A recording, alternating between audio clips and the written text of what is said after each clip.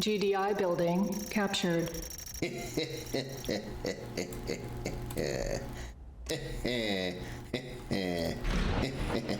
Low power.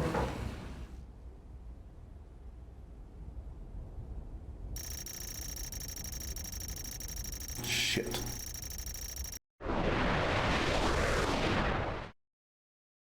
I don't know who will find this letter, but please consider it my last will and testament. I even read it to the kids in her voice. That's how talented I am as a voice actor. Not only can I just read a letter to these kids, I'm actually reading it in her voice because I just know her that well, even though I haven't met her yet. Mother, I'm sorry for the damage I've caused to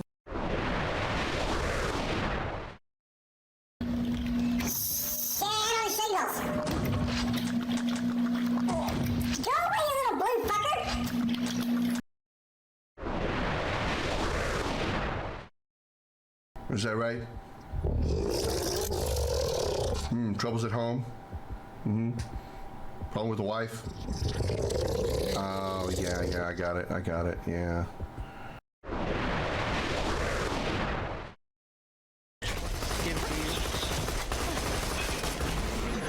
What just happened? You like flew. What happened?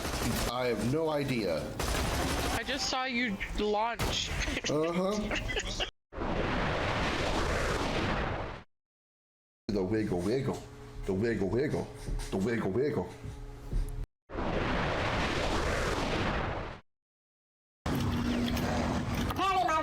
Apparently what the fuck? Oh no! Another freaking fuck. No, God, really? Everything I hate is here! Everything I hate is here! So much bullshit, Quad, and I can't believe it! Wait, invisibility. Give me invisibility. Ha! You can't see me. I think they can still see me. I think they certainly can still see me.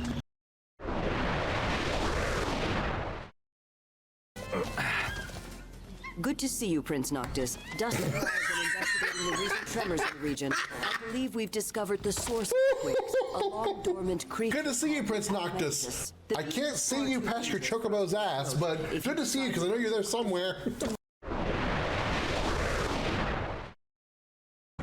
Take you, right? Woohoo! I'm alive!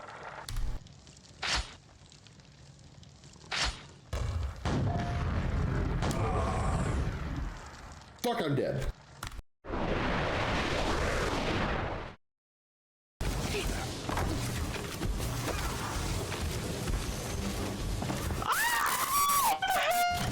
Oh, Jesus. Oh my God. Okay. Yeah, I got one! I didn't even do it on purpose either. Good sweats. Good job, Krim. Good job. Finally, I beat the Dark Souls boss. Oh my God.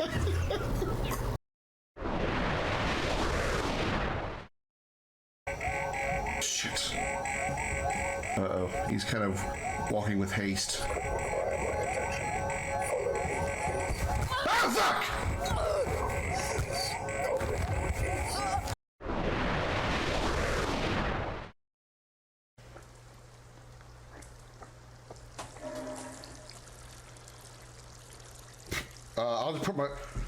I'll just put my face in this pole here, and I'm sure everything will be just fine.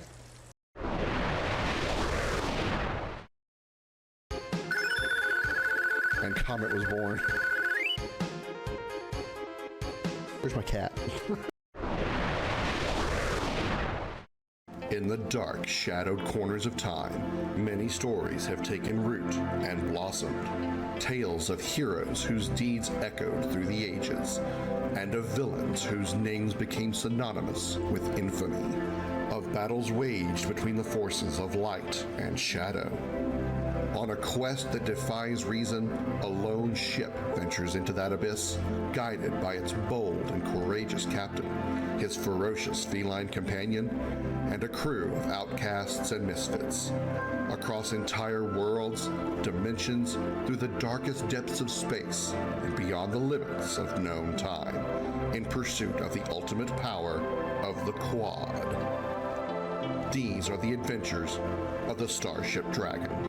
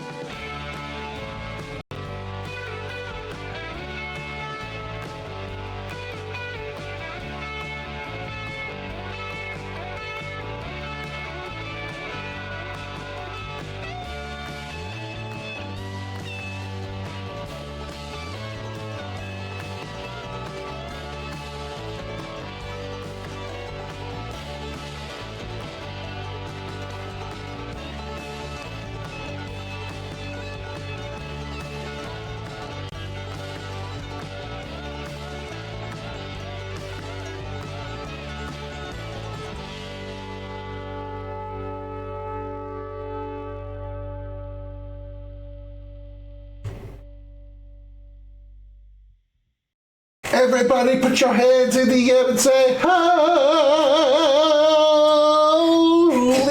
shit! Welcome aboard the Starship Dragon, everybody. I am Commander Krim. Glad to have you here on this Friday evening. I'm in a pretty good mood. Been working on the my new Stream Deck stuff, like literally right up to this very last second. I've got most everything put in. In fact, the last few things I need to do, I could probably do this real quick here. But how's everybody doing? Welcome in, everybody. Hope you all are doing fantastically. I know I certainly am. I'm in a pretty good mood. We're going to be playing some more Final Fantasy XVI today. Just give me a few minutes here to finish up what I'm doing here, and we will be Gucci. Excuse me. Hi, Dark. Welcome in. Good to see you as well. That is 28.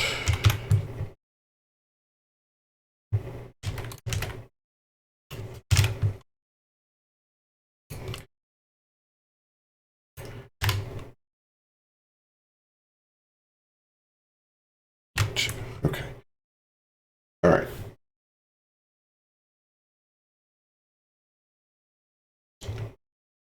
I think I've got everything set up for the most part.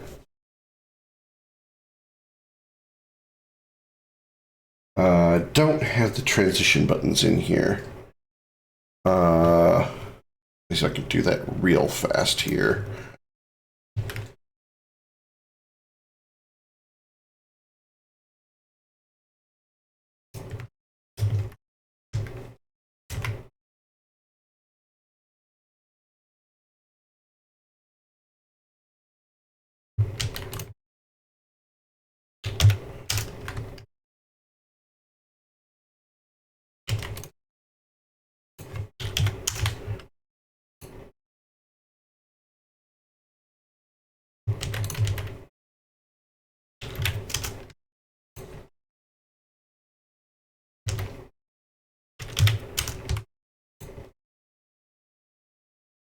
Okay, I think I got it. Anything more I can do another time? I've got most of it. But hello, hi, hello, officially, hello, hi. Sorry. Like I was legitimately like working on the last of my Stream Deck buttons, up to the very last second of the intro of the video, the intro of the stream. But welcome in. Hello, hello, hi. Sorry. How is everybody doing on this Friday?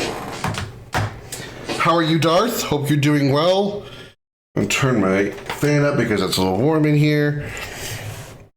I still got the other Stream Deck on my tablet just in case I need like an emergency backup kind of thing, but it's been a hectic last 15 minutes, so I'm trying to get all that done as quick as possible. But we are playing some more Final Fantasy XVI tonight. Going to do the rest of the side quests that we have, as well as hopefully the end of the game, depending on how long it takes me to get through the side quests. And if I don't get through the side quests tonight, then obviously we'll finish them and the rest of the game tomorrow. So without much further ado or delay, let me get my PlayStation turned on here. And let's play a Farkin video game.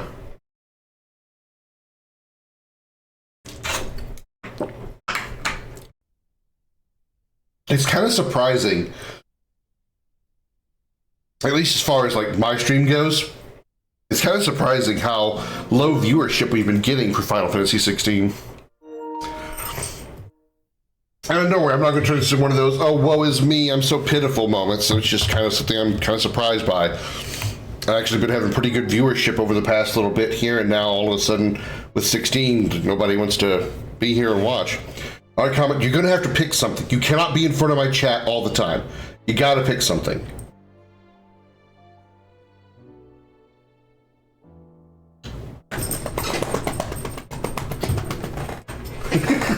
Don't worry, it was a lot less violent than it seemed. He likes being petted kind of hard, so not like beat him hard, but just like, never mind. It sounded a lot worse than it seemed. Don't worry, it's not actually that bad. Hi, Ed. Welcome in. How you doing? Final Fantasy 16. Yeah, picking up where we left off. So yeah, actually just showed up. Hey, that's okay. I don't care if you're here 10 minutes, 10 hours after the stream starts, or 10 seconds. If you're 10 hours after the stream starts, I've probably already gotten off. Also into the stream too. Funny joke.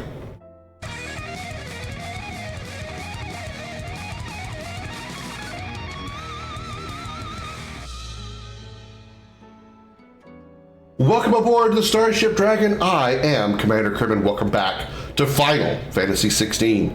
I once again apologize if my mic audio is kind of weird.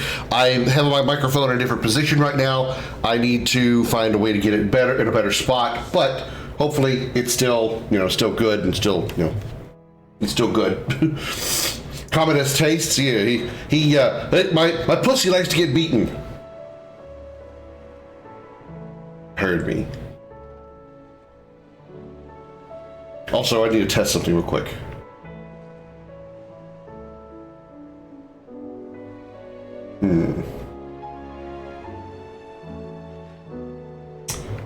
How do I know that worked?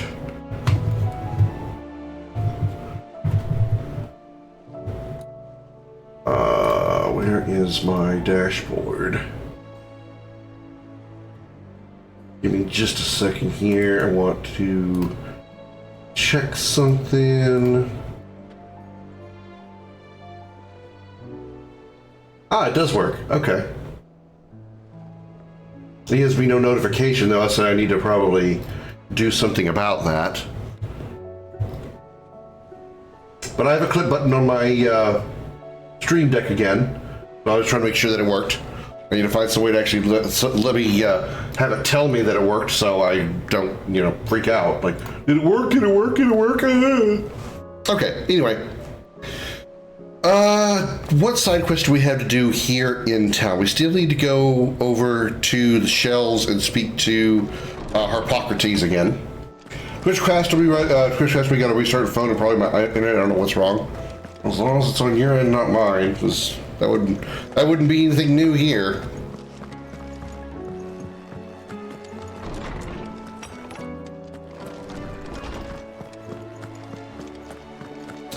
All right, Hippocrates.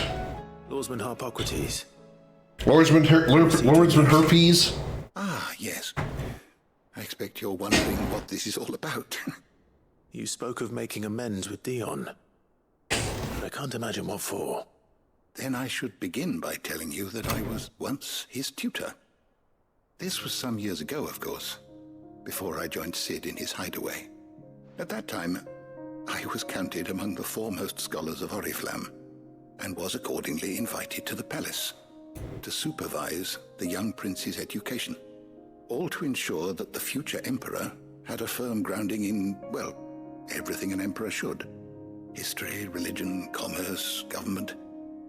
Alas, our time together was cut short when Dion left to join the Dragoons, his studies no longer being deemed necessary.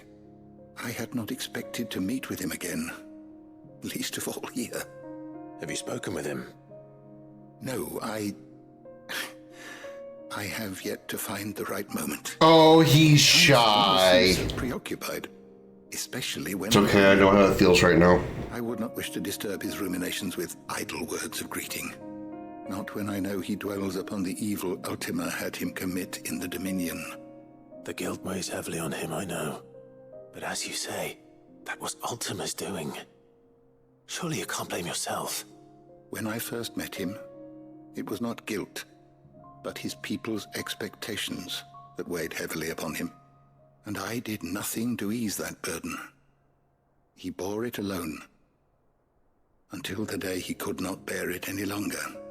It is one of my greatest regrets that I only ever offered him my wisdom, when what he truly needed was friendship. The blame for Dion's transgressions lies not only on his shoulders, but on mine. I see. I'm ready to help you in any way that I can.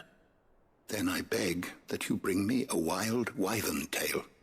Apothecaries across the ages agree that even to glimpse such a flower is to be granted inner solace. Fabulists and fraudsters all, of course. But there is oft a seed of truth to be found where even the most outlandish opinions align. Well, it can't hurt to try. Where can I find this flower? And how will I know it? You have seen cultivated wyvern tails before, I trust. The lily-white blossoms from whose roots the poisonous ink for the brand is distilled. Well, those which grow in the wild differ only in their purple hue. The harsher the environment in which they are raised, the deeper the color. There is a waterfall in Rickmal's roost across the strait, where the flowers once grew in abundance. Whether they still survive there, I know not. But try as I might, I can find no likelier location. You didn't bother getting the flower that his dad had? I guess that wouldn't really be a good thing, considering that's probably what's going to bring back memories of his be safe. Of his former empire. Okay. Another excitingly boring fetch quest. Welcome to Final Fantasy XVI.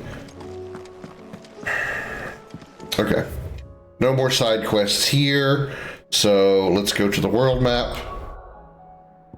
And let's start with what?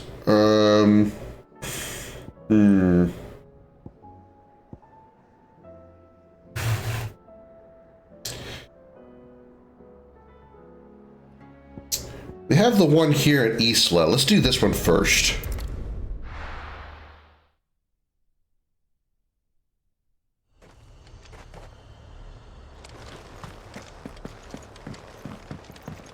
Comment.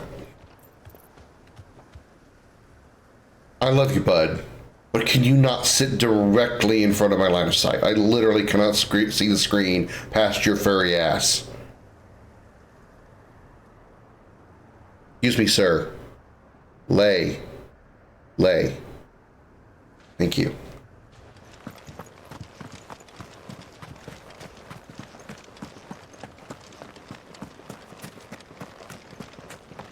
The joys of having the feline, the flame-furred ball of fury, huh? It's okay. I pick on him, but I wouldn't be anywhere. I would not be here without him. Kick a box. Why is it so damn quiet? Where's the music? I didn't somehow turn the music off, did I?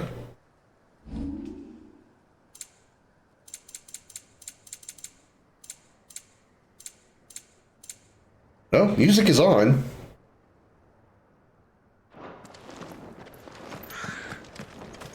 I was wondering why I haven't gotten the victory fanfare either.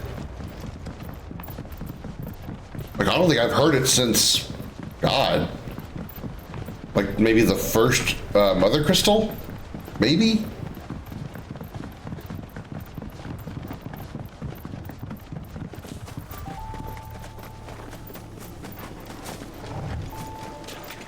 Akashic Mud Crab.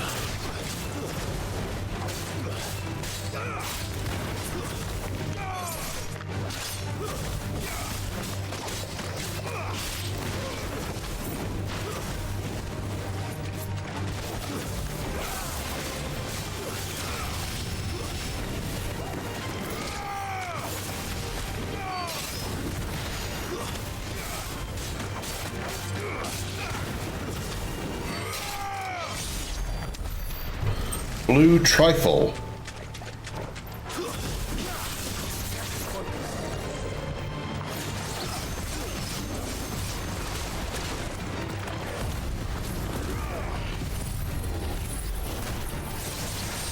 Oh, I actually did. I got hit and it didn't get interrupted? That's shocking.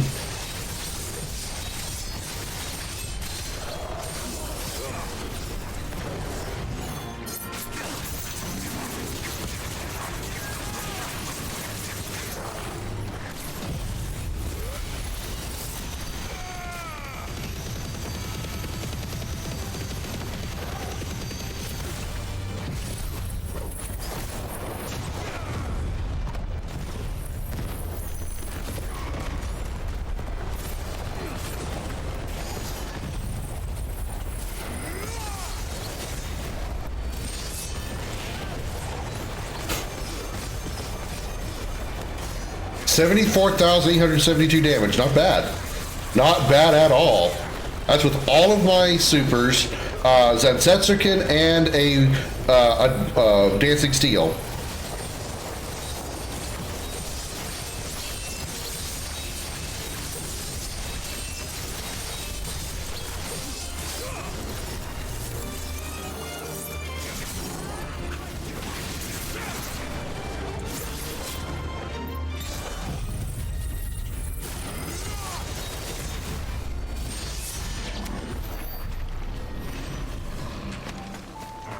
Not too shabby. Not too shabby.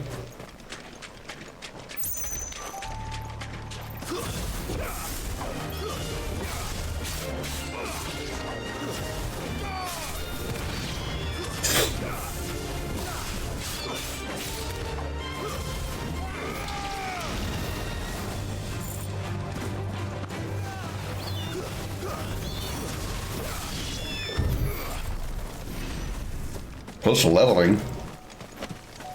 Let's see if we can get a level here by fighting a few more enemies in this area.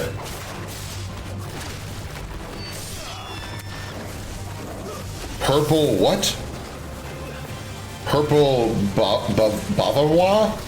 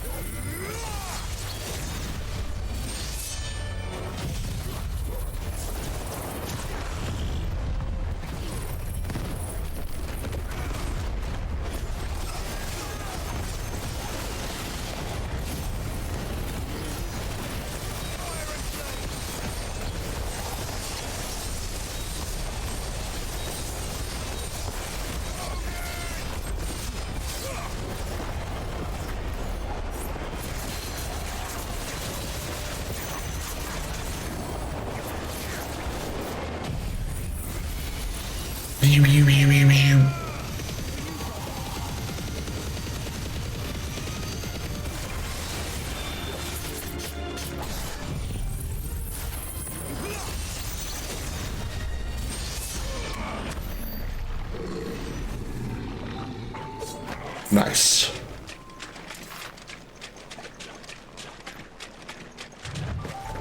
Oh, another one. All right.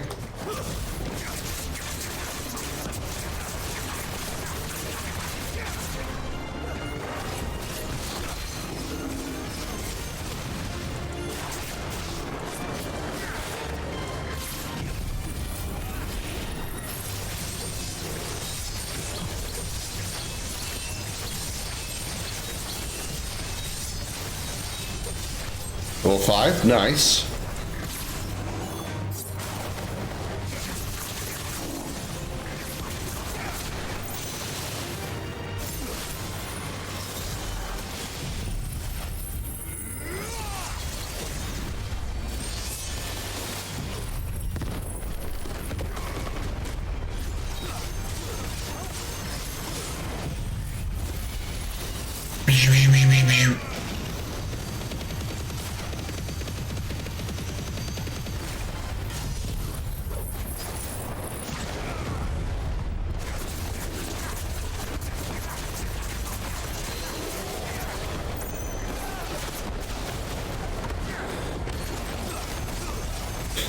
I am shredding through these guys at a stagger really quick.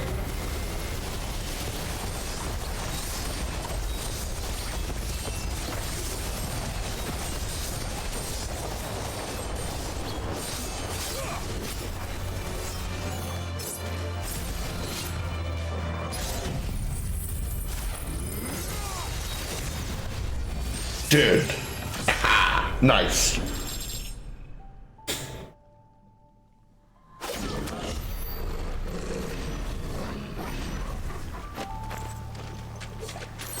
What level is that? Maybe 48. Nice, very nice.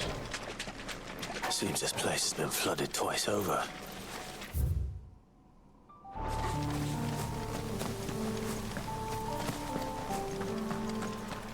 Purple flowers blooming next to a waterfall. Shouldn't be too hard to find. But there's a lindworm here that gets priority. Flowers can wait.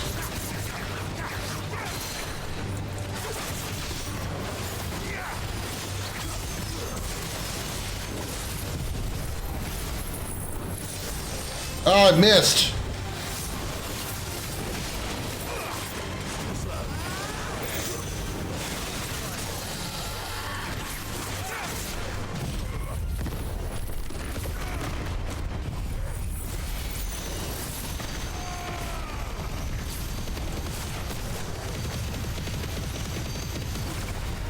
My damage is not going to be as high this time because everything's in the middle of cooldown.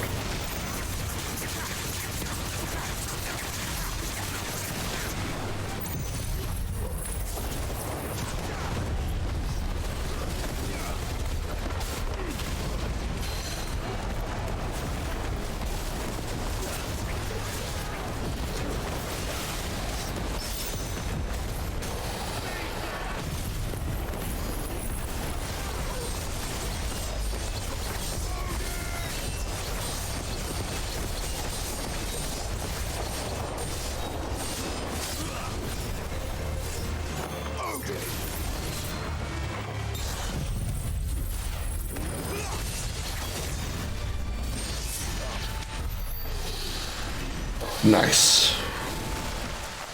Now we can look for flowers.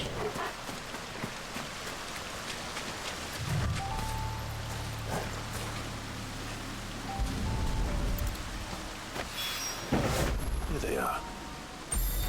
May as well pick enough for a bunch, I suppose. Okay, what else we got? That's all in this area. All right. What do we have in Baklad? Three's Company. Let's see that one. Oh, the top three, obviously. Revazed. Hey, so many that aren't even on the list. Where's Martha's Rest? There we go.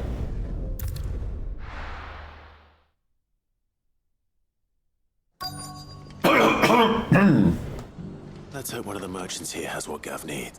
Excuse me. I'm looking for something. Oh, well, then I'm your man. A silver chocobo feather. Oh, or maybe not. Though you're not the first to mention the bird around here. There was a man stopped by the rest not long ago claiming he was attacked by a silver chocobo near some gutted hovel not far from Eastpool. Most took him for a braggart and a liar, but who knows? Perhaps there was some truth to his tale. We'll see. Thank you.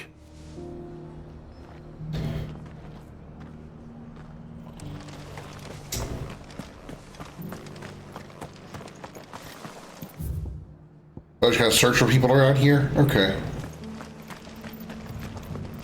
I don't know why they put marks on the shops when I know they don't have anything. Well, they might have like new salvaged items that I haven't gotten, so fine. Whatever.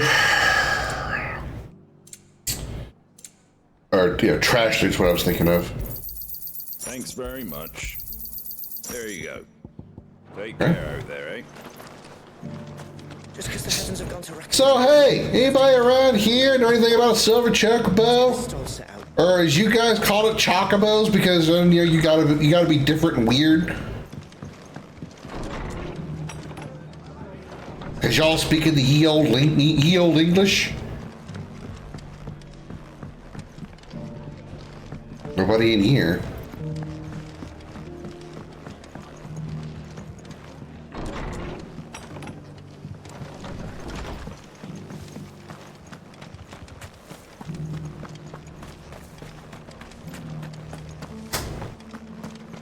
I'll build a barricade so sturdy, even a bandit. Can I help you with summer? You wouldn't happen to sell silver chocobo feathers, would you? I deal in fruit, not fancies. Need to be offended by my question, Fancies jeez. you're after, I suggest you try Rhiannon's ride. Was a silver chocobo seen there? Oh, yes. If you believe the ravings of a madman. It wouldn't be the first time. Wow. Alright. Here you go, Darth.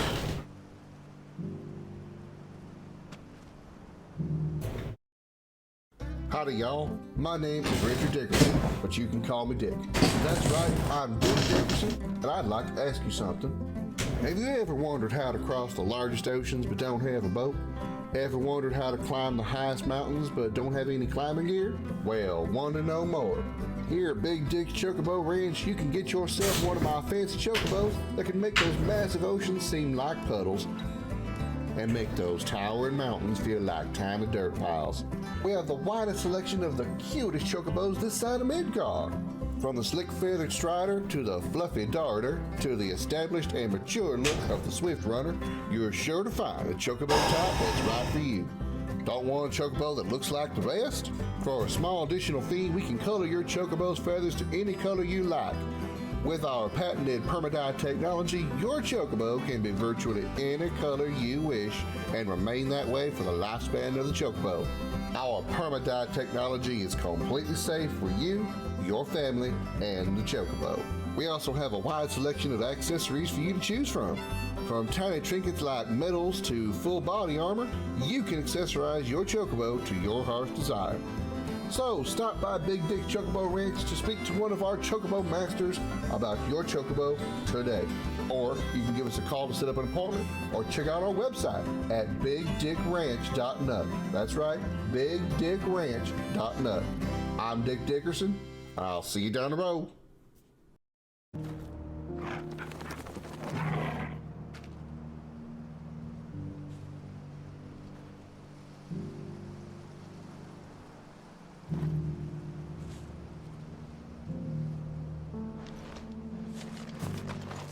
Try that again. Thank you, Darth.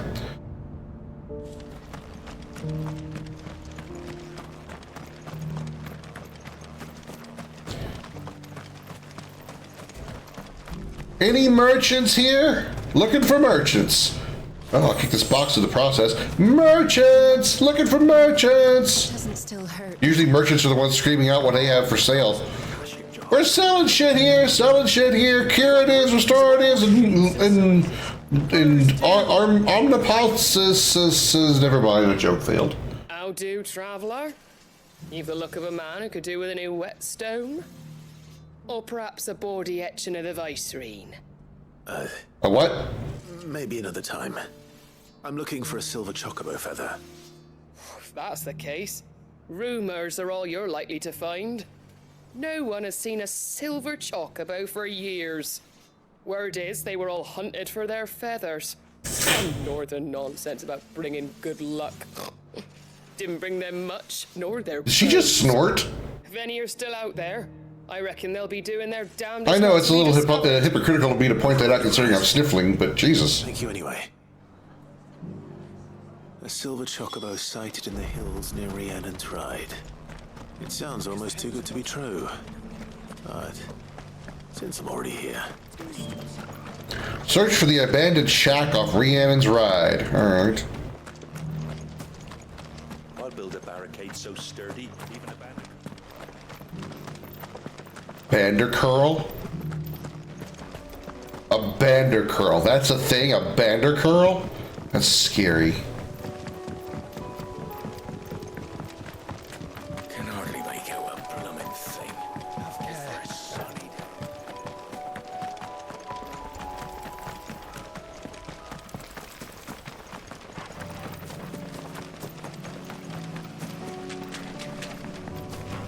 Oh. Hand of Hyperion. This ancient menhir awaits a harrowing trial in which Clyde must race to overcome a host of deadly foes, wielding the blessing of but a single icon, the Phoenix. No, I already know. There's an incredulous snort. You do that when talking about something ironic or ridiculous. Oh, I know what she did, but it was just kind of like surprising they actually had that in there. Not very often you get those types of like nasal sound effects on an NPC character.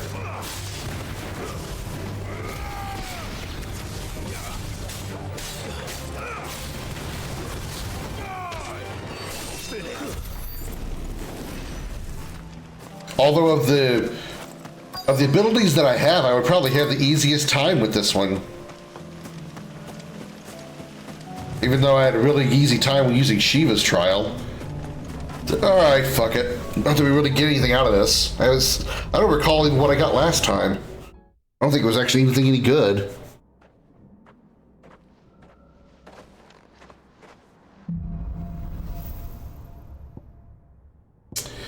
Rising Flames and Scarlet Cyclone. Okay, I'm familiar with both of those. You should try Baldur's Gate 3, best voice acting in accordance with the lore of the character. Oh, I intend to play it at some point. I just gotta get it. But I hear it's really good.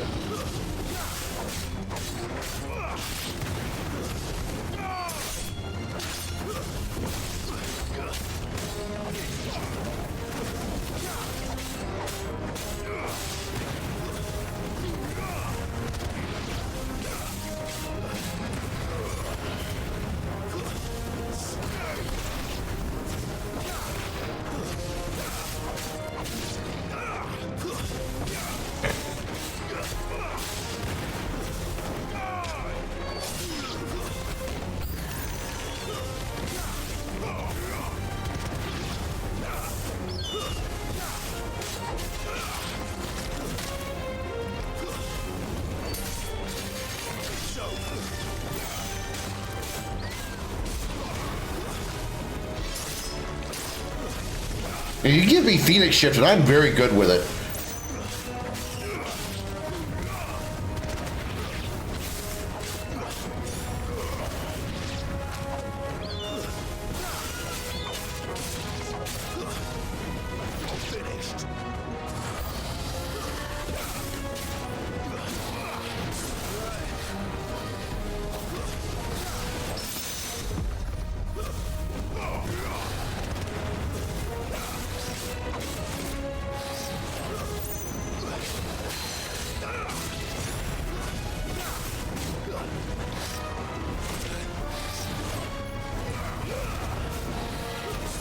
Well, that I've always been good with the Phoenix shift.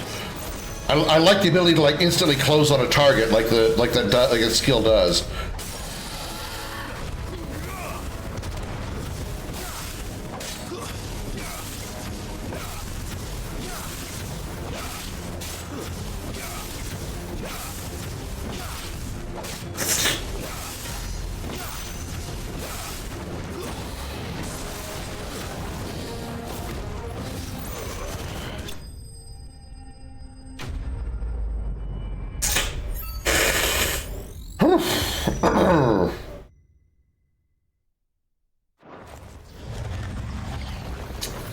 Next.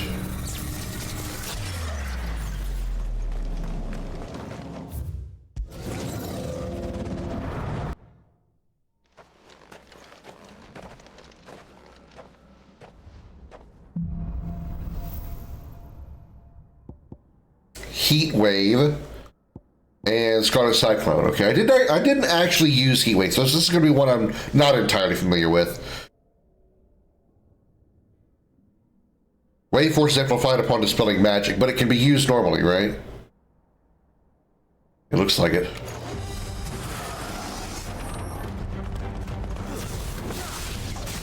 Comet. Thank you.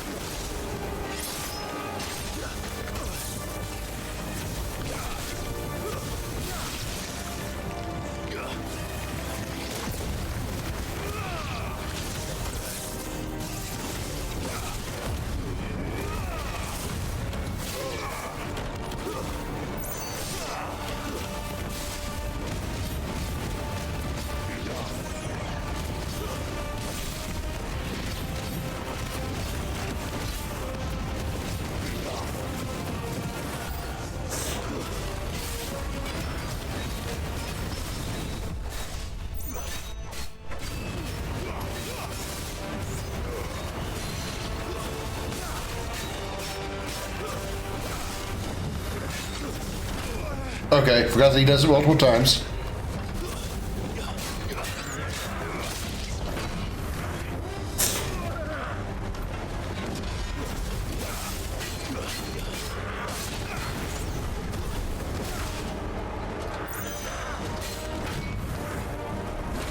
Okay, you want to accept my dodge buttons, game? Because I'm pressing them.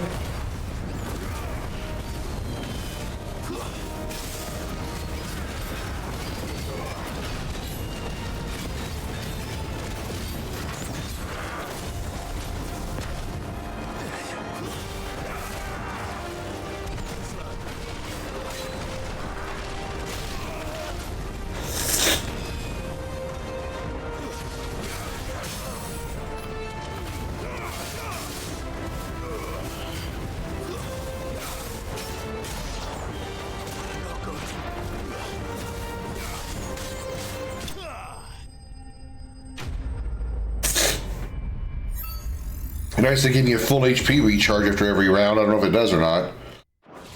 After every stage, I mean.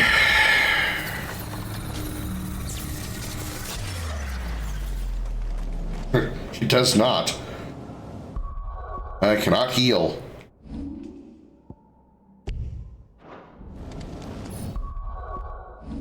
Alright, I don't know what my next things are. No point in me setting up equipment if I can't, I'm gonna if my no point setting up equipment if my skills are gonna change. That's what I was trying to say. Goddamn. You get the words out. Heat wave and flames of rebirth. Okay.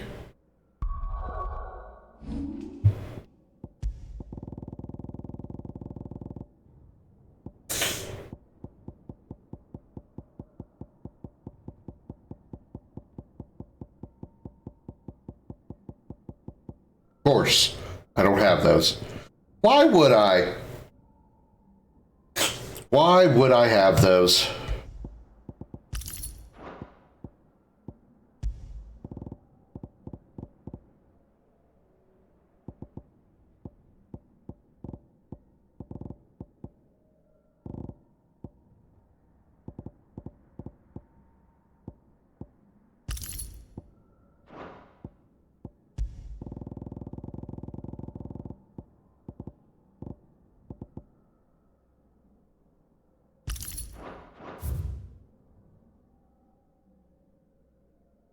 Well, plus I can use Flames Reaver to heal right away. That's true.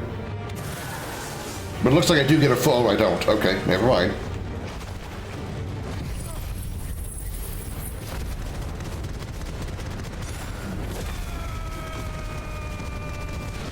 Holy crap, that hit a lot. Where's the heal? Where's the heal? Excuse me, where's the heal?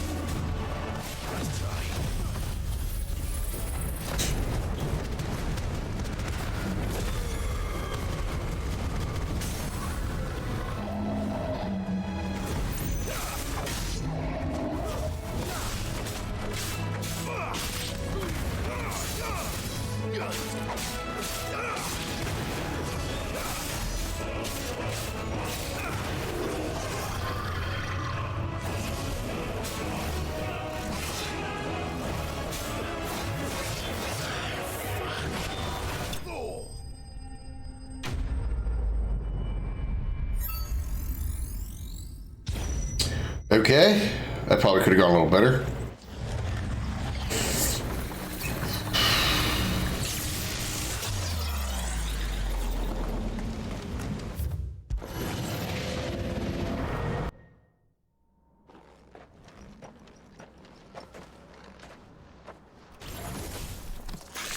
Aranon? That's it?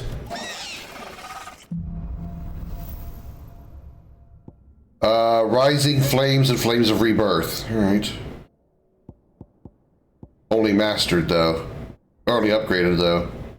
Okay.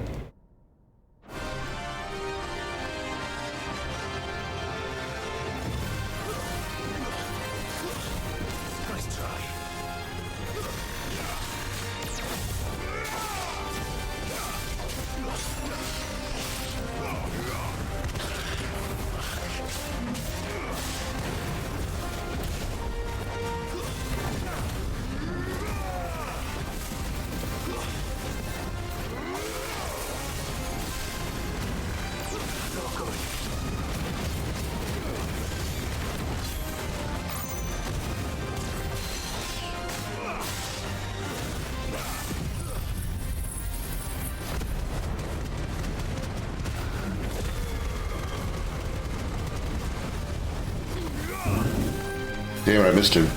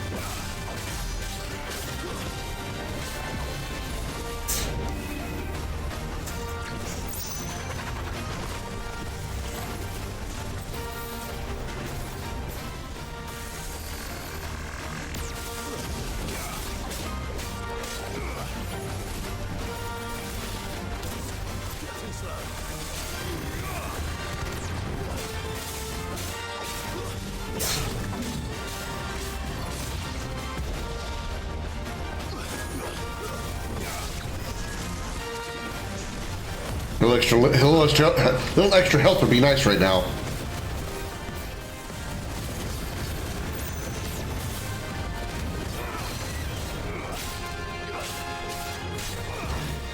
Damn it! He always teleports just before I pull off that move.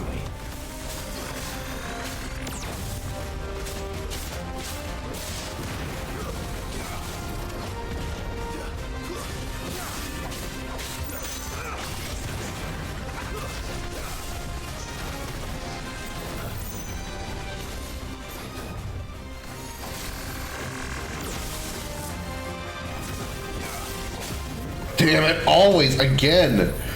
Just as I go for Rising Flame.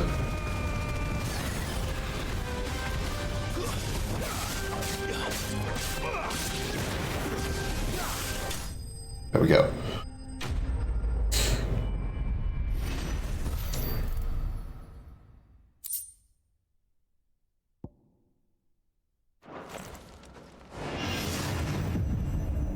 I don't use Flames of Rebirth, but there you go.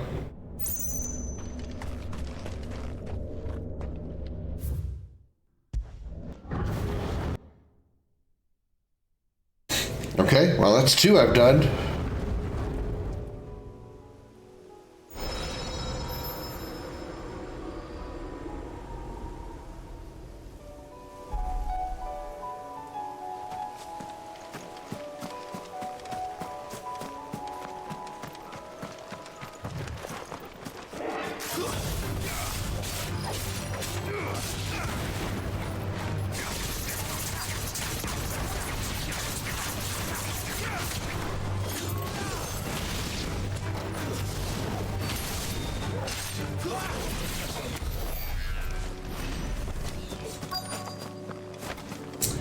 Alright, what are we looking for here? I forgot.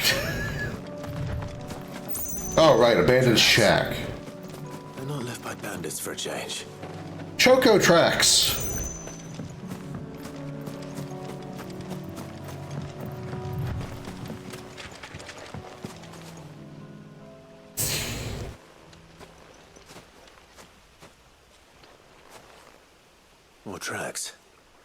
And these look Well, I've only found the earth, fire, and ice one. I don't know about the rest of them. A chocobo was here. And recently. Perhaps it still is. So I don't know how to find those others. I just happened to stumble across them.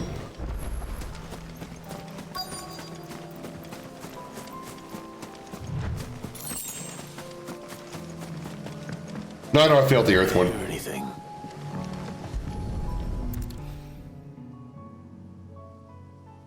Well, I'll be damned.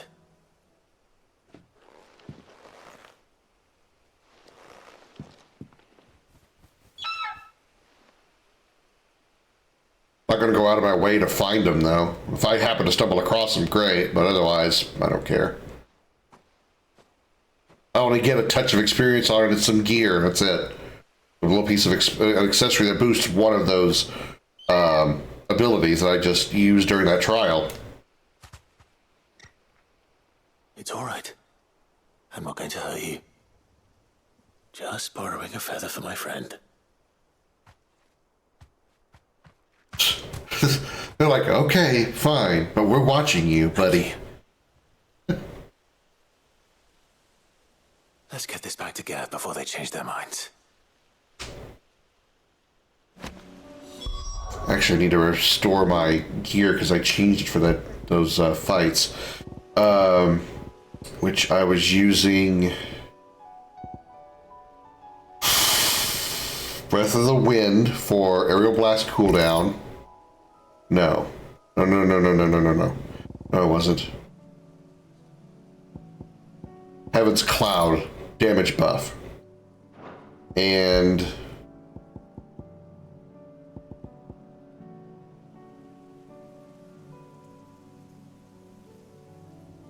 I don't know if that's what I was using before, but I will now.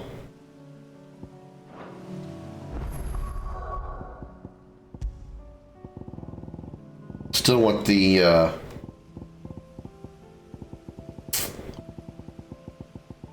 this. Yeah, AP boost. Although I'm not really using AP anymore. I'm literally like I got 5,600 points and no place to really put it. I don't want to waste it on abilities I'm not using. Well, I guess I'll just get me something else.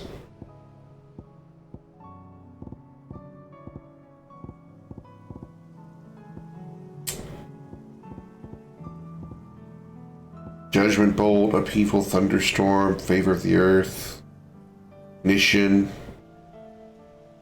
Oh, I'll get my aerial blast back, I guess. All right.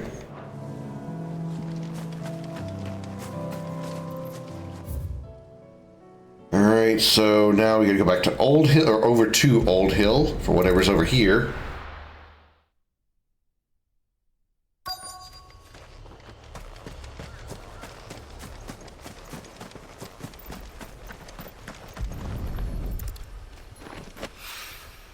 It's oil. After what happened here, it's a miracle there was any left at all. Sometimes you just go find a box and you pick something up off the box. That's what you need. Gloom Widow. Gloom Widow. Wait. Is there more in there?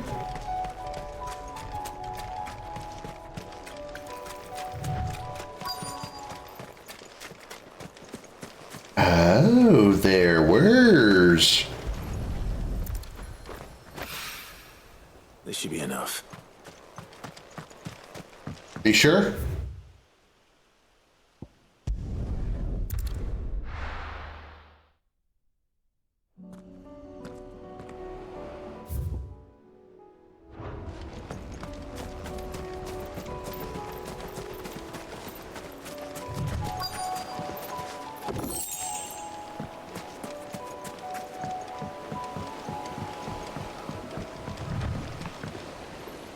Board rowboat.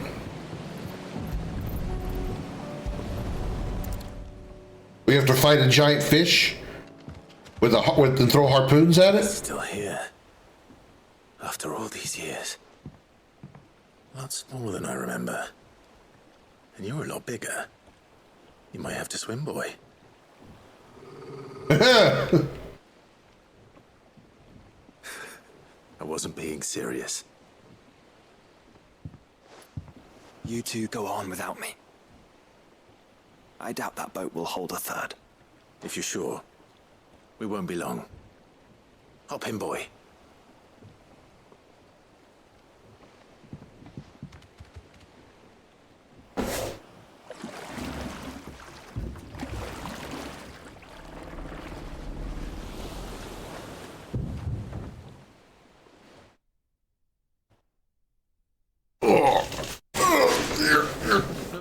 Shift. Ugh. This place hasn't changed at all. The rookery's right through those trees. Come on.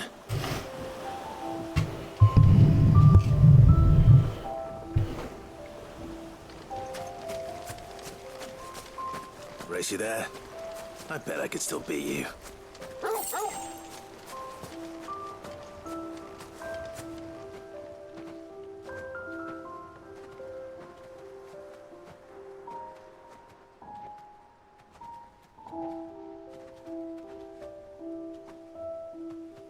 Here we are. This was our hideaway. Wasn't it, Torgal?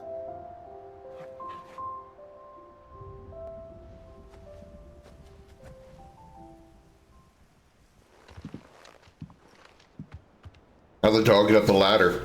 I guess he could jump. We have seen him jump pretty damn high.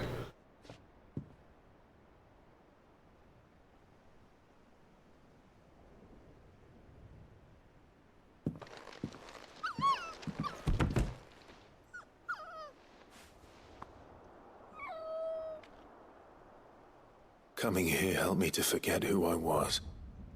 Or wasn't. Prince, shield. Son his mother could love. Had I been any one of those things? Perhaps.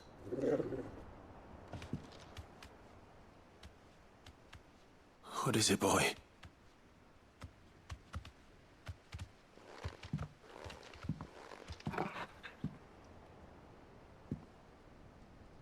This is all from the castle. And Phoenix Gate. Did you bring these here?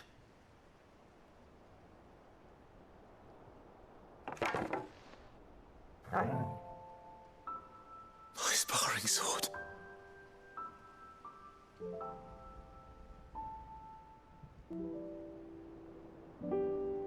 Well. You never stopped looking for me, did you, boy?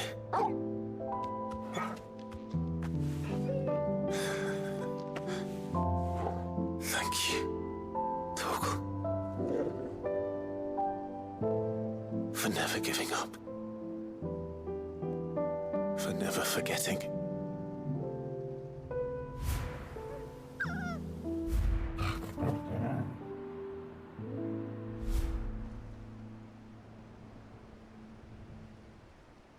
Let's take this with us, shall we? So I don't forget either.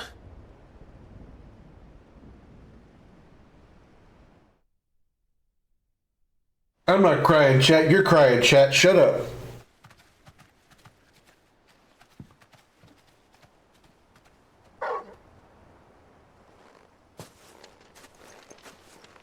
That's not the way back to the boat, Torgal. All right. I'm coming. All right. I think I know where we're going. Well, that makes one of us.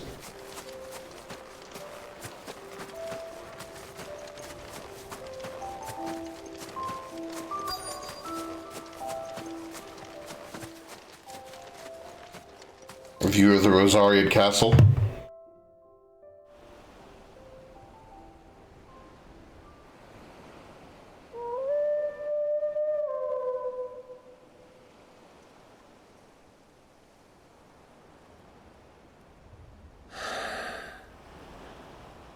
People always talk about the importance of putting the past behind you. But without it, we wouldn't be who we are today.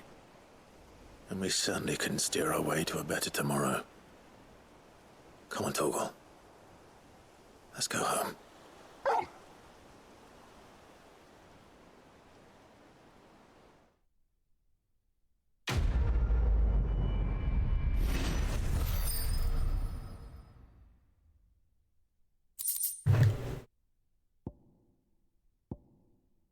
Increase Torgal's attack potency. Nice.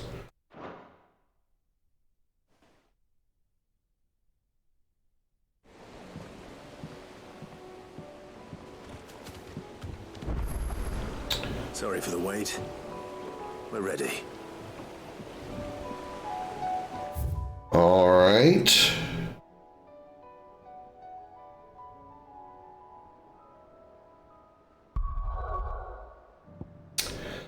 Let's go to... Let's go to here. Let's just kind of sweep our way across the map.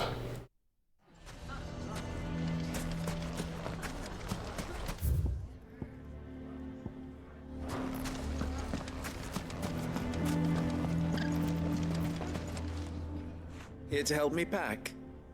Thanks, but I'll be traveling light. I'm almost finished already, in fact. You're really going to go through with this, then? I am. But before I go, there is one small issue I'd like your assistance with. Well, two, in fact. If it's within my power to help you, I will. It's the children. I refuse to let them share in my disgrace. And if I leave them here, they surely will. Our friendship would see them ostracized forever. But I can't take them with me either. I can think of only one place where they are certain to be safe and provided for and loved. The Hideaway. Of course. The children would be more than welcome. Thank you, Clive. I will not forget this. Lubor, are you still here? What is it, Ferda? You look pale. There's been a flood in the Velcroy, a damn big one. The League of Outlaws encampment was completely submerged in ether. What? Every last one of the bastards has turned. And they're headed this way. Of course they are. Conveniently, they're not here. But Akashic bandits are quite another. The town guard won't stand a chance against them. I'll go fight them. I don't mind the free experience. No time to lose. No. I'll go fight them. Akashic may strike at any moment. We must make ready to cover the townspeople's escape. Well, what are you waiting for? Yes, my lord. This is going to be his redemption arc. Clive, change of plan. The children stay with me for now. I need you to find Conrad and Natalie. Tell them to prepare for a full and immediate evacuation. Understood. I'll do what I can to convince everyone else. Wish me luck.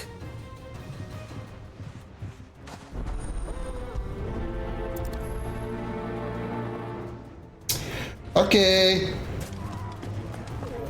You have to listen to me. They're coming. Why do they always have to make such a fuss outside?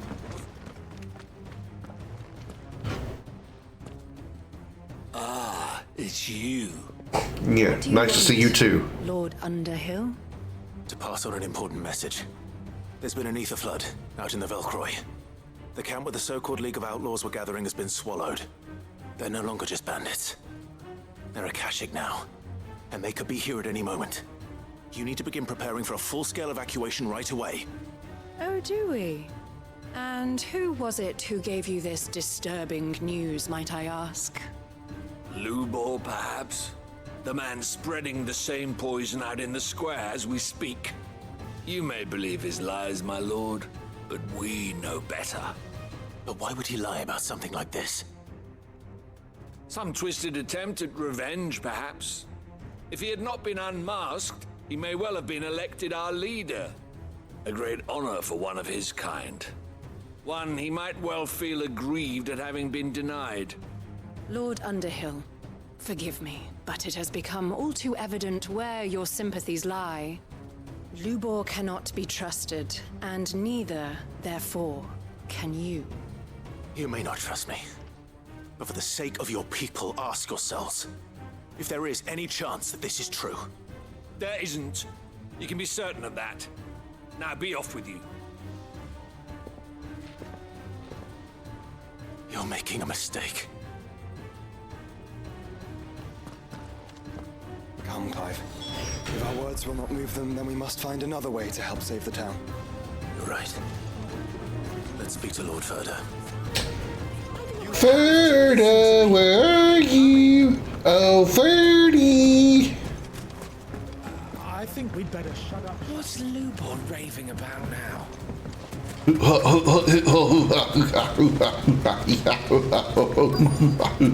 Clive's working out. Dodge left, dodge right, dodge left, dodge right, dodge left, dodge right, dodge left, dodge right. I know the town's in utter panic, but I need to check on this trader real quick. Okay, I'm good. Thanks. Lord Ferda. Sid, what's wrong? I went to warn Conrad and Natalie about the Akashic, but they wouldn't listen. They've convinced themselves that nothing Lubor says can be trusted. The bloody fools. Which means the town guard can't be counted on for support. But I can. If there's anything I can do to help you defend Dalamil, you only have to ask. I appreciate it. Sid! Ferda! I've been looking for you everywhere. Victor? I thought you'd left. I couldn't abandon a friend in need. And Lubor is in need at this very moment. Come quickly. Now what? Are they trying to hang him in the square for throwing out so many horrible lies about the Akashic approaching?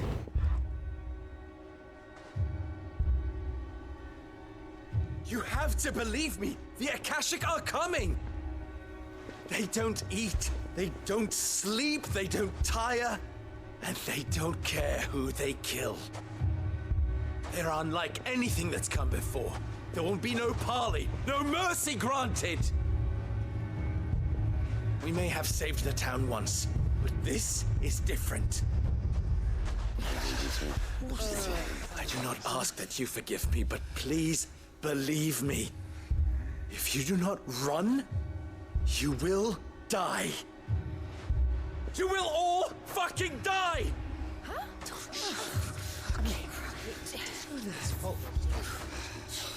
You'd like that, wouldn't you, bearer?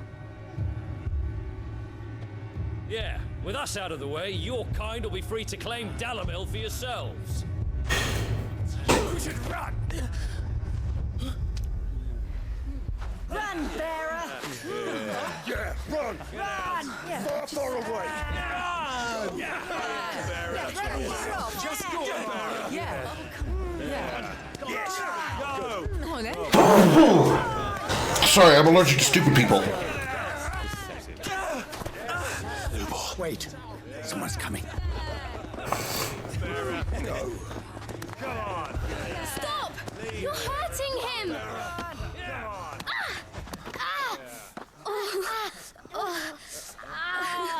Oh, you hit a couple of kids, now you feel bad. Okay. Of course, they were there for long enough you would have noticed, but okay. What did Lubor ever do to you? He solves all your stupid problems, and he keeps all of you safe. You know there's nothing he wouldn't do for this town. Who was it who made that cleaver you use every day, Conrad? And what about your counting table, Natalie? Who fixed that? Whose men make sure the streets are clean so all your boots don't get dirty? The streets are clean while it's covered in dust right there. Okay. Around here. And none of you ever say thank you. Ever. But did Lubor ever complain? Well, does he ever stop smiling? I don't think he's smiling right now because he's still dealing with a concussion. He's going. And you act like it doesn't even exist.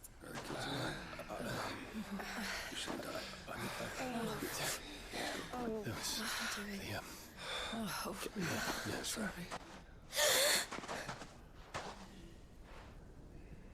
Lubor, we have heard enough. No! We will not run. The town guard will not abandon the very place it is sworn to protect.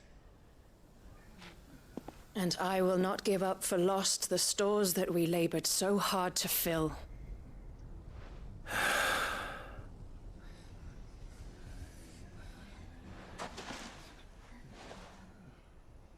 So tell us, how do you propose we deal with these Akashic of yours?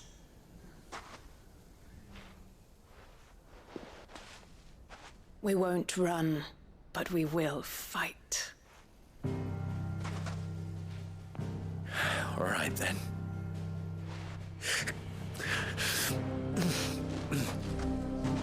Fine.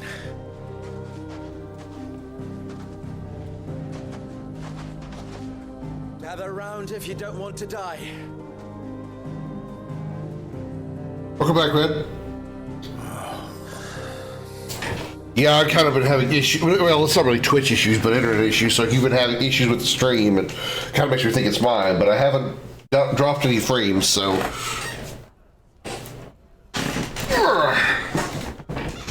Allow me to explain the situation. The ether flood occurred near the village of Cheratina, deep in the Velcroy. The story isn't bad. It's a very slow burn throughout what I feel is most of the game. The only good, like the really, really good parts have been the icon fights and most of the boss fights, even the ones outside the icon fights. And the combat is really fun, but utterly unpredictable. With the bandits, we just didn't know where they were likely to attack. the side quests is what killed this game for me. A lot of the side quests are just so bad. The town guard will muster at the north gate. They have a lot of them are the stereotypical RPG side quests. Go fetch this. Go pick up this thing and take it to this person. Go here and get this thing and then come back and bring it to this person. And see that it is driven back from Dalamil. There was so many early on where it's like, Conrad, I mean, it's a little bit of world building, but unfortunately it follows the same boring ass thing where you go and you go to this town and this person says, I'm trying to help the bearers because they're they're downtrodden, they're being treated as at best third-class citizens and so forth. So here, do this for them to make them feel a little bit better, and then you go take them some food, but they still remain slaves. Or you find some slaves that have already been freed, and you go and like tell them they're welcome to be here at this place. And they're, oh, okay, thank you, and then that's it. It's just like, trinkets we might lose. The side quests in this game are just so bad. Ready to cover any losses. Very well. I shall tell them. Where do I fit into the Torgal part? If you mean like the Torgal side quest where we go to like a secret hideaway in that's just Clive and Torgal? Yeah, we just did that. The main host is most likely still there, and Dalamil will not be. I take FF16 quest up for raising and racing chocobos. Oh, I've never done that in 7. How pleasant. I actually have never actually done the raising the chocobo breeding side quest. Will be particularly stubborn. So, but I'm sure it's probably tedious as hell too. All right then, we all know what we have to do. Now it's. I feel I would have enjoyed this game more had I skipped a majority of the side quests.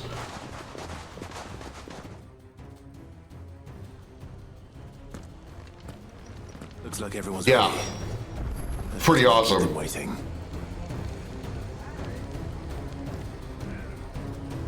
I even gave him a different skin to kind of match what that looks like now.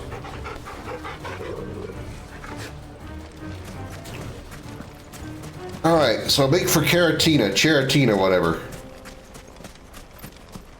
Good. That will keep some of them. Any man sighting an Akashic is to raise the alarm in me.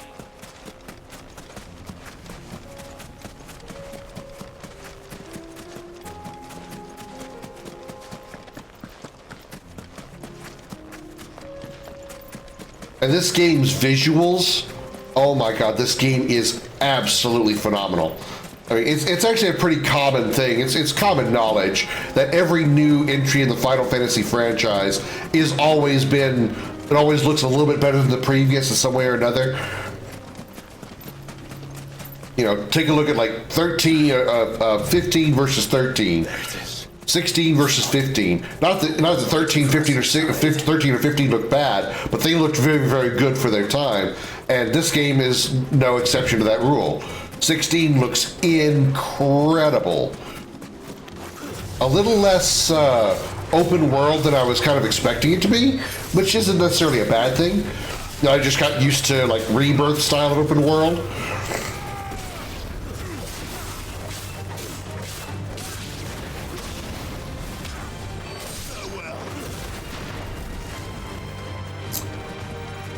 And like I said, the combat is great. The combat is great. It's very fun. Very fun. Very satisfying. I just felt like the story took too long to actually get somewhere good, and the pacing. Here's the problem: the pacing of the game. The pacing of the story is just kind of all over the place. You've got really good moments followed by some really slow, boring ass moments, a lot of talking, a lot of slow presentation, and then hey, back to some boss fights. Hey, this is really fun and really action packed, and then really slow and back down to really just I played 15. I did. I played all the Final Fantasies except 11. While I haven't finished 14, but I have played 14. But I played all the the numbered Final Fantasies.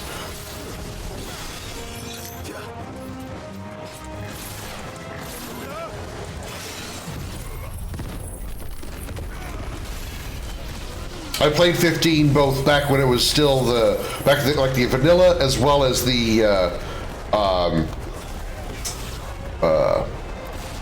Royal Edition version, and all the side quests, the DLC quests that came with it.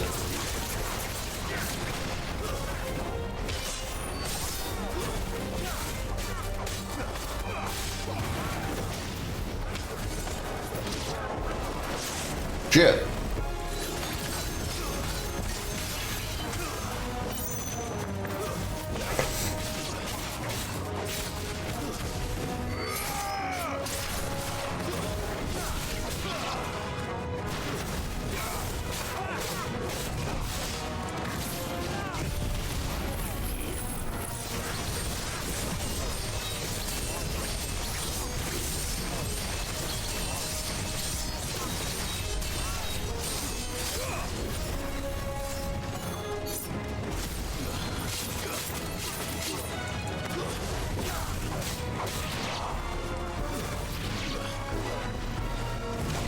Ow.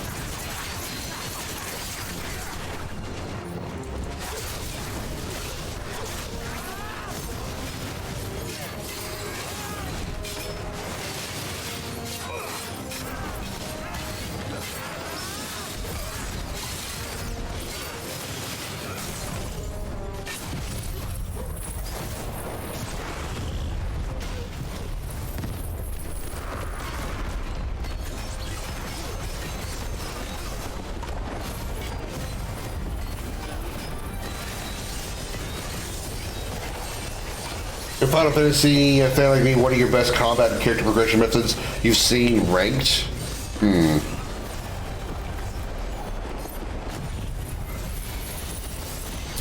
Well, I kind of feel that's a little bit of an apples and oranges type of comparison, because you've got basically two, sometimes almost three different genres of game when it comes to the Final Fantasy franchise. you've got turn-based JRPG, and you've got the more action-style JRPGs of like 15 and 16. And I feel you can't really compare the two of them because they are basically two different genres of RPG. Because really, if you really want to put a needle on the head, you can't really say 7 is better than 16 just because it's got a turn-based battle system. That's not very fair, because that is two completely separate types of game. Now, you can compare 1 through 10, because they, to an extent 13, because of their turn-based systems. And that's all a matter of like personal preference. The League is disbanded. I should get back to Dalimil and see how the others fared.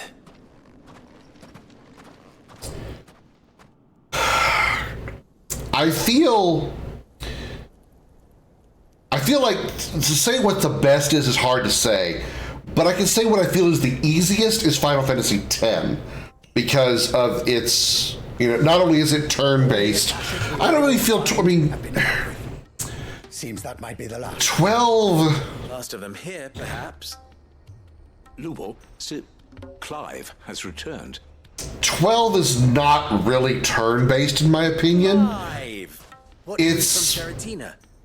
It's done. It's really a single-player MMO. It's single-player Final Fantasy XI. I knew you wouldn't let me down. Thank you, my lord. 15 and 16 are the only more action RPG type. Yeah, I mean, The Horde has been driven back. 12 and 13 And we need not are... the arrival of any more, thanks to Clive. Victory is ours. I would say, that's why I say Final Fantasy really is like 3 different genres of RPG, because you've got turn-based RPGs, you've got action RPGs like 15 and 16, and then you've got like action turn-based RPG, which I would count 12 and 13 as that style, because it's still, yes, turn-based in the fact that there's an ATB bar, and when it's their turn, you're actually, you are attacking, and there's not really much countering you do while they're attacking and whatnot. But while your enemies are attacking, so can you. You do remember. This turn-based is you're progressing, pre-programming your skills. The Gambit system was great. Yeah, I think I can agree with that. The Gambit system was what one of what I have played of 12. I can agree that the Gambit system was certainly very fun. I pretty much just kept my party members with gambits, and I controlled the main character, which most of the time I think I was playing as Bosch, at least where I had like full party member access. I feel like the license system was pretty fun. It was like a sort of almost a smarter, if you will, smarter version of the Sphere Grid system, because each license board was directly connected to the classes. And I do not doubt that we shall need to call on our combined strength again. When that time comes, I will. But it was I felt it was still very kind of, as far as like actual combat and actually the gameplay itself, I feel 12 is kind of stiff. I think it's just because there's not a lot of like. Accept that if I am to lead you, the mistreatment of bearers must end. I guess it's just like there's not a lot of crazy animations, Usually, whenever you're whenever you're fighting in 12, it's always you're standing there in a combat stance and you attack once. Stand there, attack. Stand there, attack. Oh, you need to cast magic. There wasn't like a whole lot of wild action. It was very, very much Final Fantasy XI in single-player form. And we have 13 had all kinds of crazy animations with their combat. to work for the good of Dalimil. Even the turn-based RPGs of like 7, 8, 9, 10, those are definitely much more, wild with their animations. It's not all just. It just felt very stiff and slow. My ship is all but confirmed. Do I get some sort of special hat? But it did kind of fit the world, so I guess it makes sense.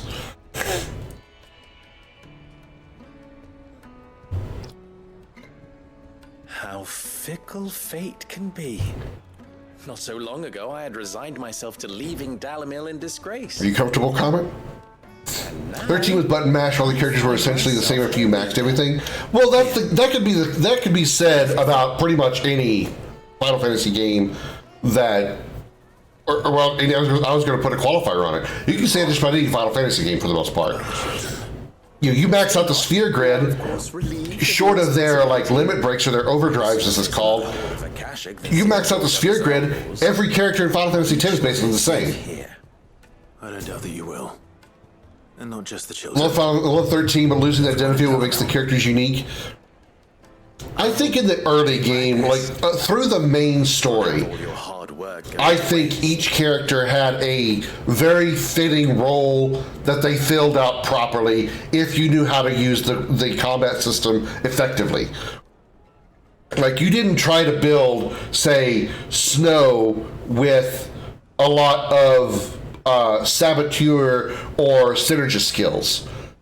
Eventually, yes, they did unlock all the classes, but you primarily made Snow as a tanker and as a commando, and a little bit of Ravager. Lightning, you made her commando, Ravager, and a little bit of medic. Hope, you had medic and Ravager, and a little bit of a little bit of synergist, you know? So they had their primary roles in 13. And I feel like, especially when you mastered the combat system and really learned like how you want to set up each party to each paradigm to work with how you wanted to approach a certain battle, it really added a lot more variety to 13's combat. I've said this many times before. 13 is a difficult battle system to learn, but easy to master, because once you figured out how it works, you can master it very easily and wipe the floor with a lot of enemies, even though a lot of enemies are extremely challenging. 12, you are locked in with the job you picked. I believe that's true. It's been a long time. It's been a long time. I played 12. Not really recently, but within the past like couple of years. And I feel like there was some kind of things you could do to unlock the different job classes. And in that manner, you could it's sort of like Final Fantasy, Final Fantasy 1 or 3, I think it's 3, where you could essentially take a character and give them whatever class or classes that you wanted to give them. And 12 kind of did that. So if you wanted to make Vaughn in your party, which was a mistake to begin with because he's such a terrible character, but if you wanted Vaughn to be a black mage, you could do that, and there you go. If you wanted Fran to be a warrior, you could do that, there you go. Kind of the same with like Final Fantasy, I think I said 3, that you could just set your characters to be whatever classes you wanted.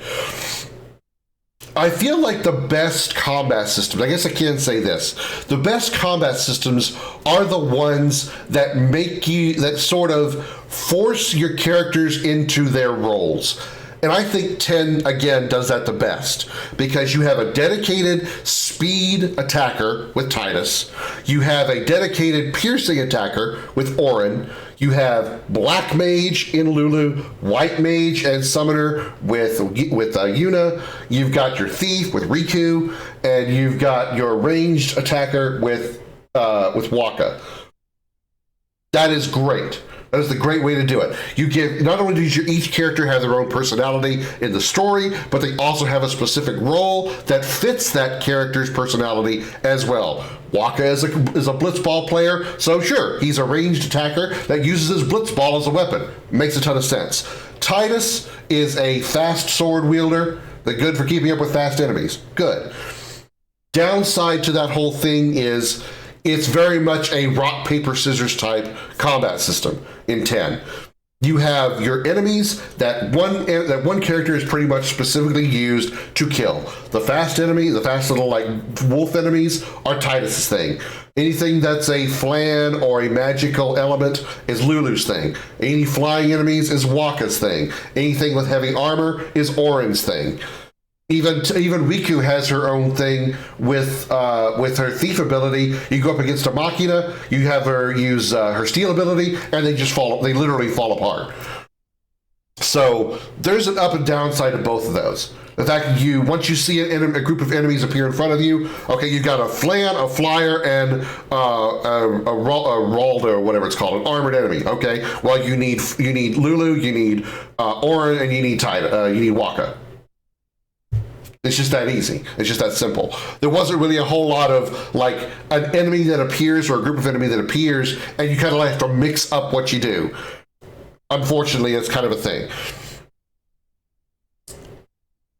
7, 8, 12, all kind of fall under like the opposite end of that scale. I would say 8 is probably the worst of those three.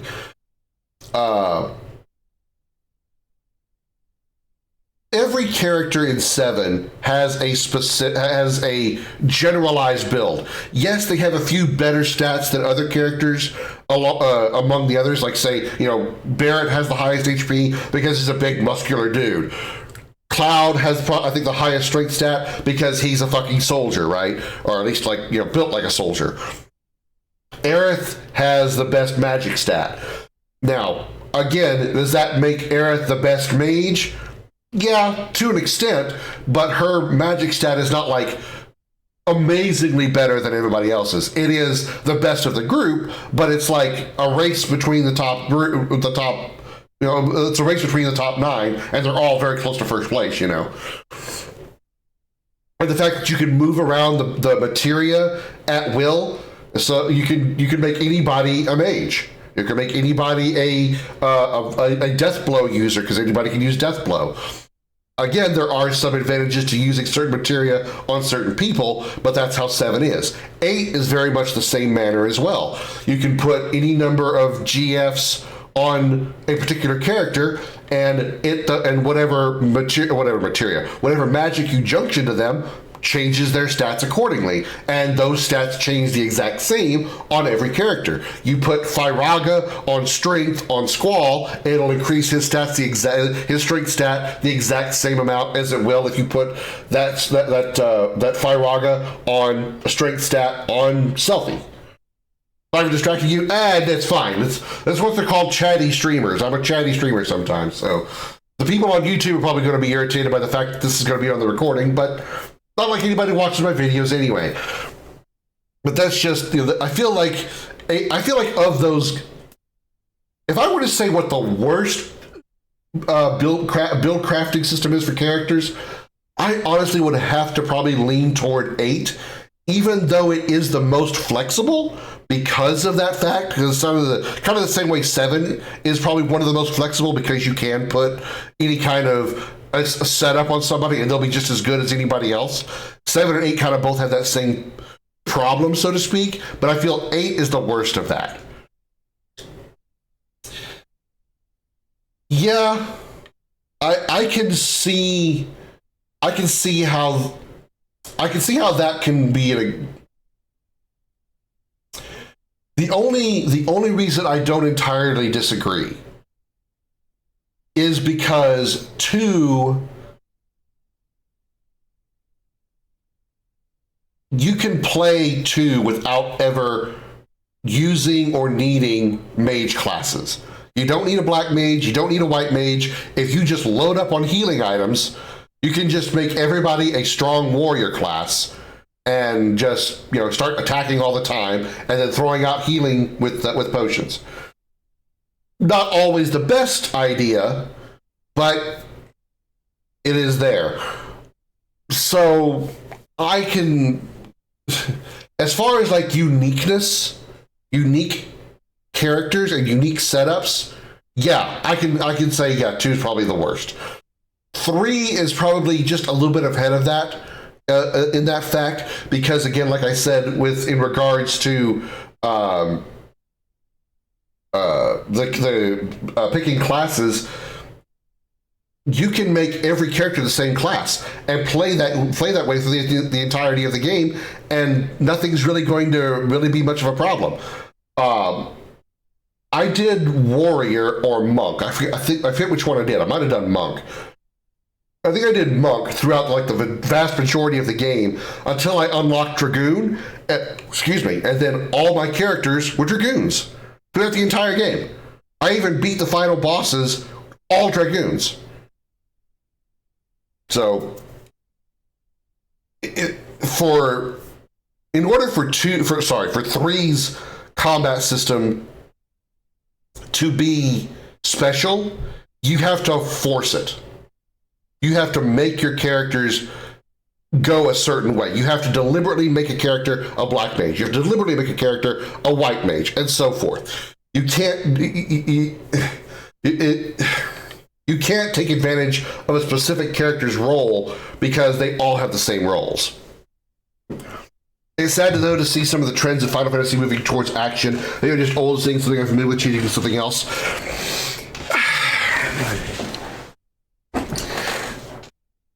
I partially agree, but I partially disagree, because it's all the fact that Final Fantasy is...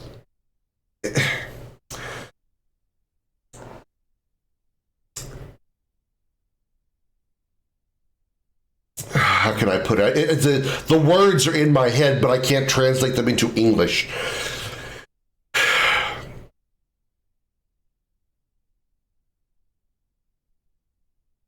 Final Fantasy is evolving into more action because that's what's a little more common in the world of RPGs.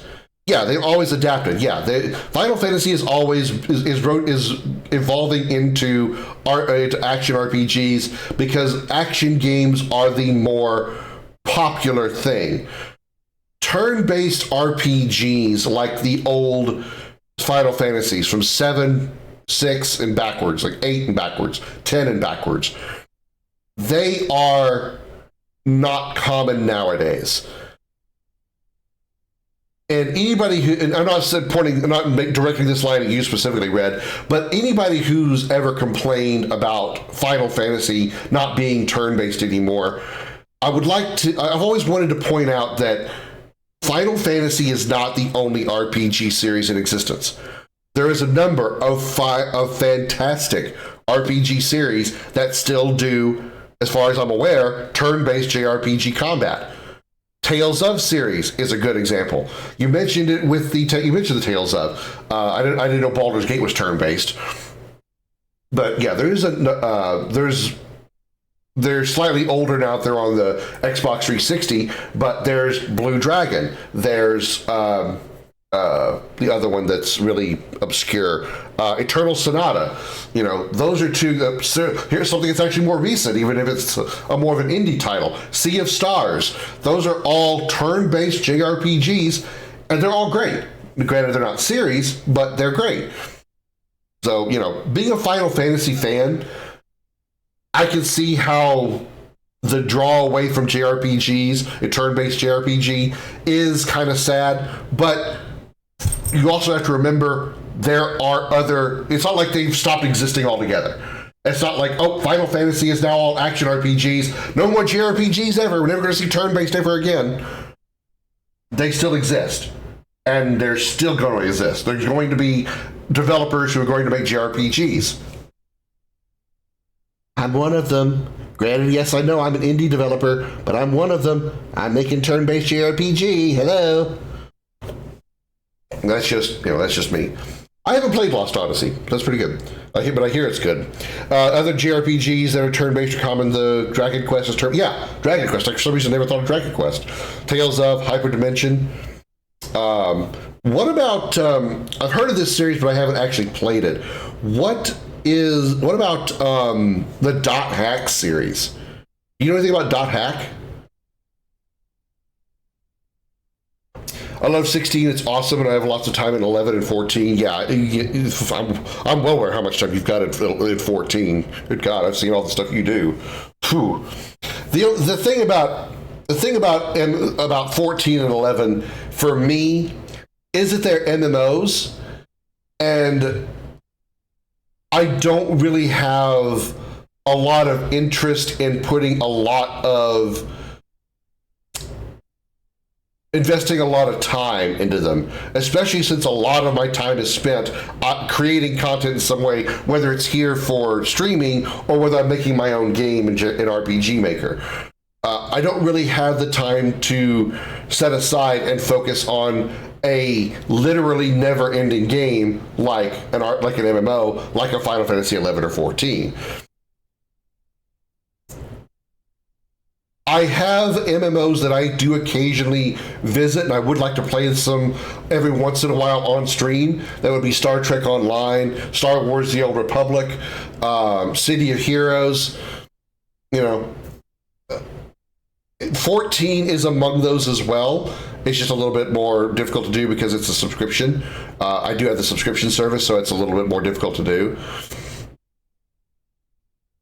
So, but I still haven't touched any of those games in a very long time. That's mostly because I like having more variety in my games that I play as well as what I stream. And MMOs, you kind of have to dedicate yourself to one game.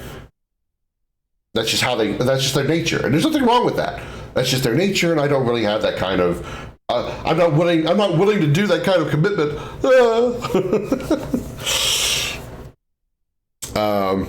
So yeah.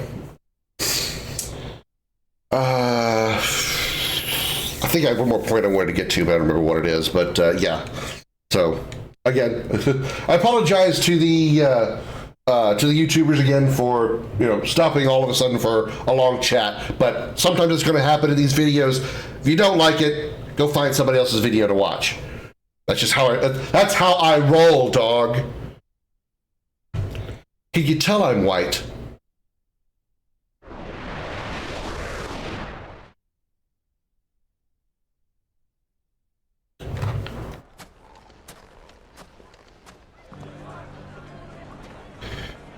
All right.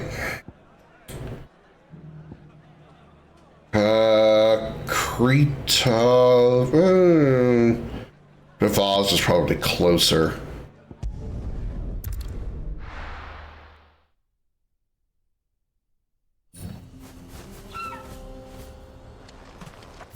I need to turn around and go this way.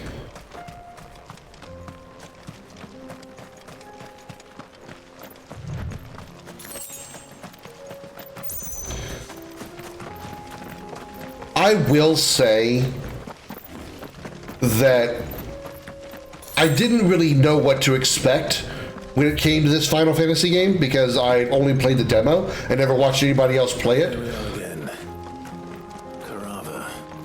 But I have to say, kind of disappointed. I'll be honest. Kind of disappointed. And it may be because I'm slightly biased in the fact that it's very difficult for me not to compare this to Rebirth because I enjoyed Rebirth so much and I love the Final Fantasy VII universe. Oh, hello. It looks like we found it. I would definitely not recommend this as somebody's first Final Fantasy game because of its story being so slow and drawn out. But I cannot lie about the battle system and the visuals. Easily the best looking game in the franchise, by far.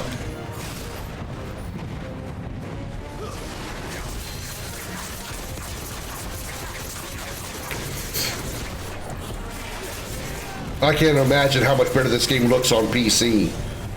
Like a really proper PC build, I'm sure this game looks phenomenal.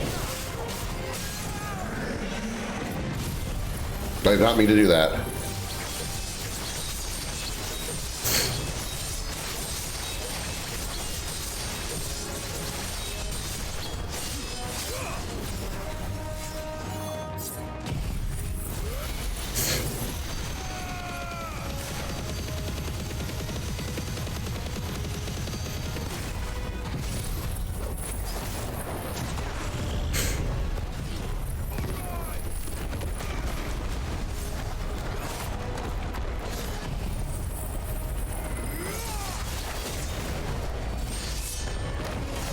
87,000 damage.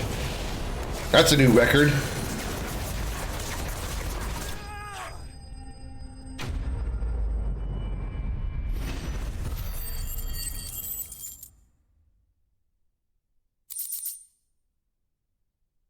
Atlanta shell.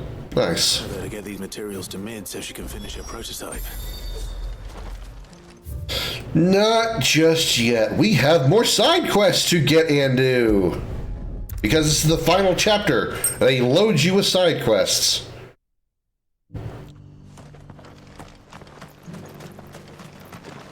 Welcome, welcome.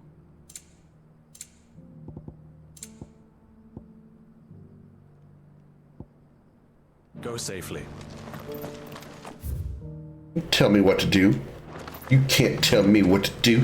I'm my own man. I'm Clive Rossfield, damn it. I got poofy hair.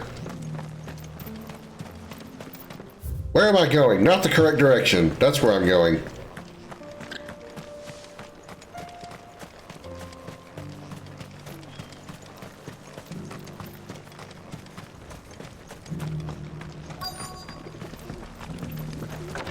Wiki.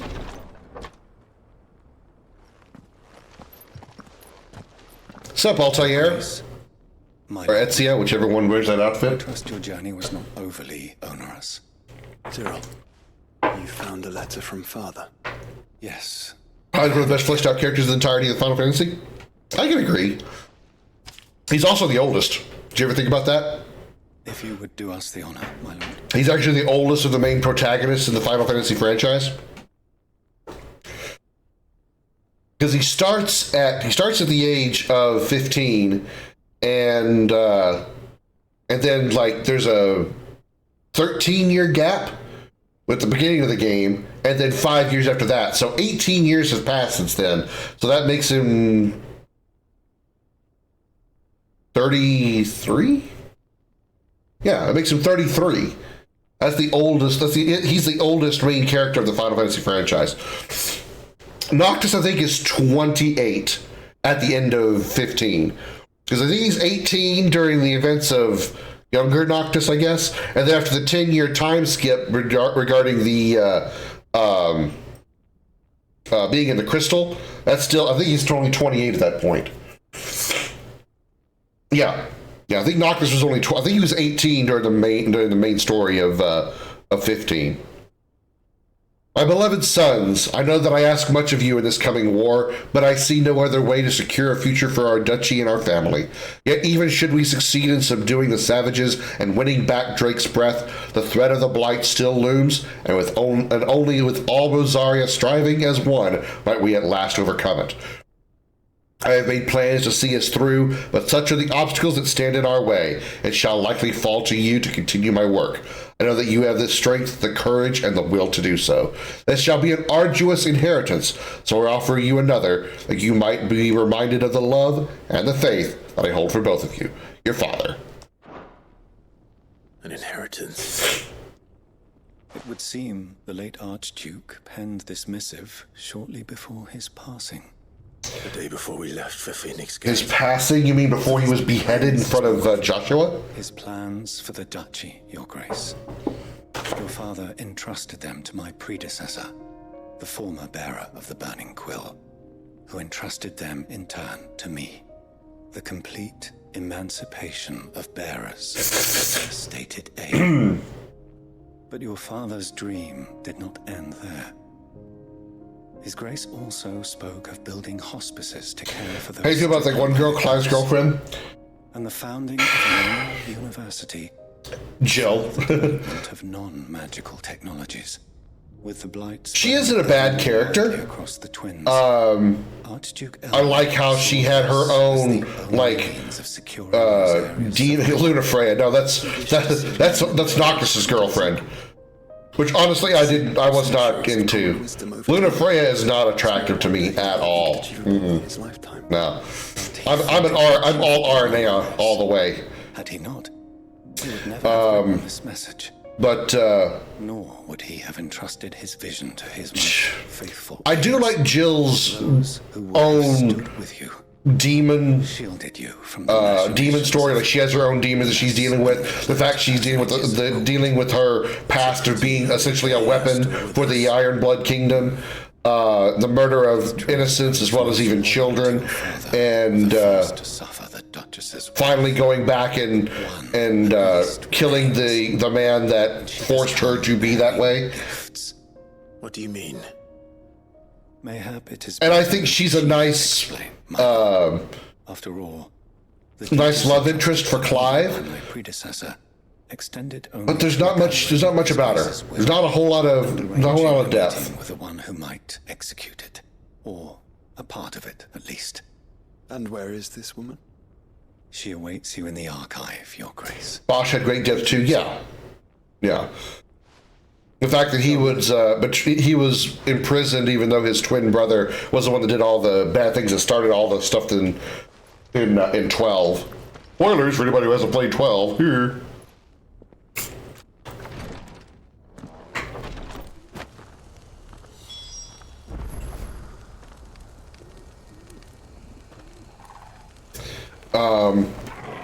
But yeah, I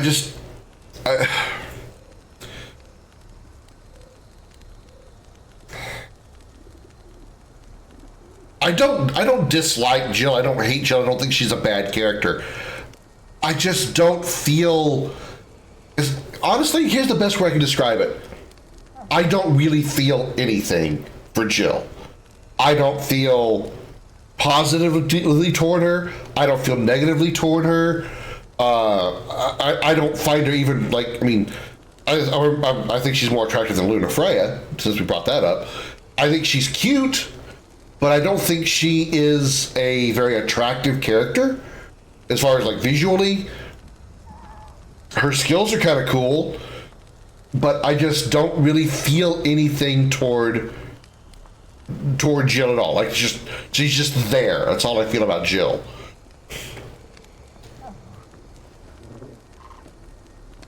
I really appreciate that you and I can go toe to toe with this because it's 30 plus years of life here. I mean, maybe for me, not quite 30 years. I really didn't get into video games as much as I wanted to, as in my youth, because I had a father that was all like, video games, the bane of all existence, they turn your brain to mush and all that bullshit. So I really didn't get, heavily into games as much as I wanted to until I was 18.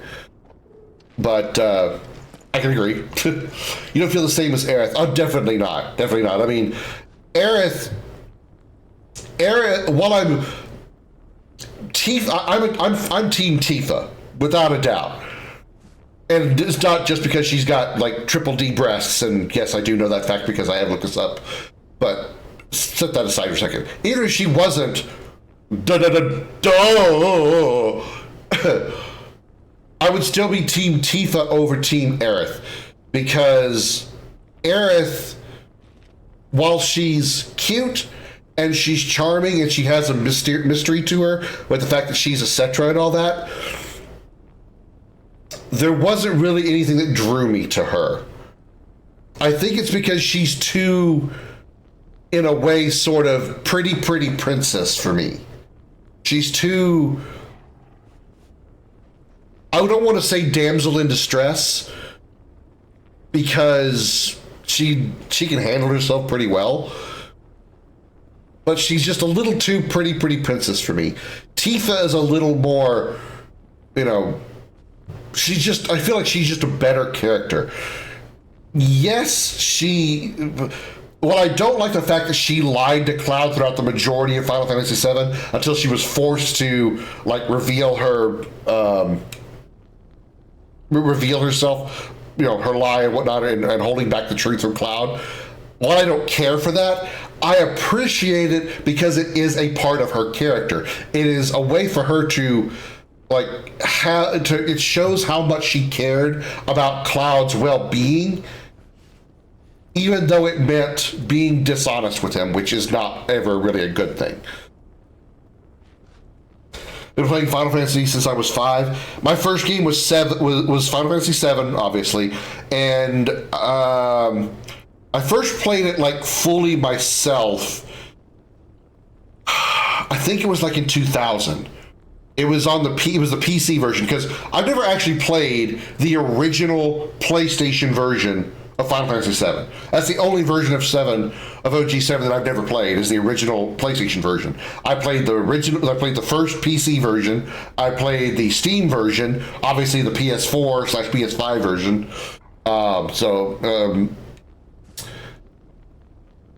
Okay. 2. I haven't played the Switch version. So I guess there's 2 versions. But basically the Switch version is the Steam/PC version. I appreciate all the evolutions of quality of life over the years. Oh yeah, it's there. I would be absolutely lying if I had said that I don't every once in a while go and find one of those videos that are like evolution of insert Final Fantasy thing here that shows you the progression and evolution of a certain aspect of Final Fantasy. Even if it's something simple as like evolution of cactuars from Final Fantasy. 1, 2, 3, seeing a cactuar in 1, 2, 3, 4, 5, all the way up. Evolution of Shiva, evolution of Bahamut, evolution of Alexander, whomever. Final Fantasy 9 mods on Steam are wild. I think it was a mod. It might have been an AI created image, but I'm pretty sure it could be a mod of Tifa and Aerith in either 7 Remake or Rebirth, probably Rebirth, dressed like Garnet from 9. Was just like, wow, that's a really good job with that mod. I mean, it was their hair, but they had the rest of it was Garnet's outfit. And of course, obviously, Tifa fit it better than Aerith because she looks more like Tifa than she does like Aerith. Garnet does, I mean. Lord Marquis, if you have a moment. What is it, Cyril? And I intend to play a lot of 7 a lot more. I say a lot more, but I intend to play 7 more often. But I want to put like different mods in there and play in a certain way. Like I want to do like a no shopping run. Like I cannot use shops anywhere. Everything that you get, you have to obtain from drops or steals or morphs or whatever. Cannot use a shop for anything for any reason. Connection to the Circle of Malleus. There's a mod called the Necrosis mod. I want to do that. By gaining an understanding of this new faith, we hoped to learn more of the Circle's original beliefs. Yeah, Tactics. So you sent one of your... I played Tactics not that long ago. I think it's been a year or 2 now. And I was floored by how much I enjoyed it. I had a feeling I was going to like it because I like XCOM, and in a way, Tactics is like XCOM, just RPG instead of more like base management. Though he has been silent for some days now. But holy crap, I didn't realize I was going to enjoy it that much more. Any others in search of him? It was surprising how much I liked it. I didn't even do everything. I saw Aerith. That's all I really did. The first time I saw her, I'm like, huh, that character looks like Aerith. And then the text box popped up and said Flower Girl, and I'm like, that's fucking Aerith. You can't trick me. When he might yet be saved. Saw Final Fantasy VII Child's video, which dude leveled to the 99 in Mako Reactor. Yeah, I've seen that. Or I haven't seen that, but I've known that's a thing. Can you be any more specific? I can't imagine that kind of patience. I don't like grinding to get high enough levels to do like the Dark Aeons and Penance in Final Fantasy X. There's no way in hell I'm going to do a challenge to get to level 99 in that one area where the enemies are giving you like 7 experience. I expect it did so there. Right. I'll see what I can do. You are much too kind, my lord. Go then, with my hopes, and may the Firebird's flame ever burn in your heart. Now, okay, part of this is on me, so take this, what I'm about to say here, with a bit of a grain of salt, as the saying goes. I just got through talking, right? We were talking for the last few minutes about all the things we were just discussing.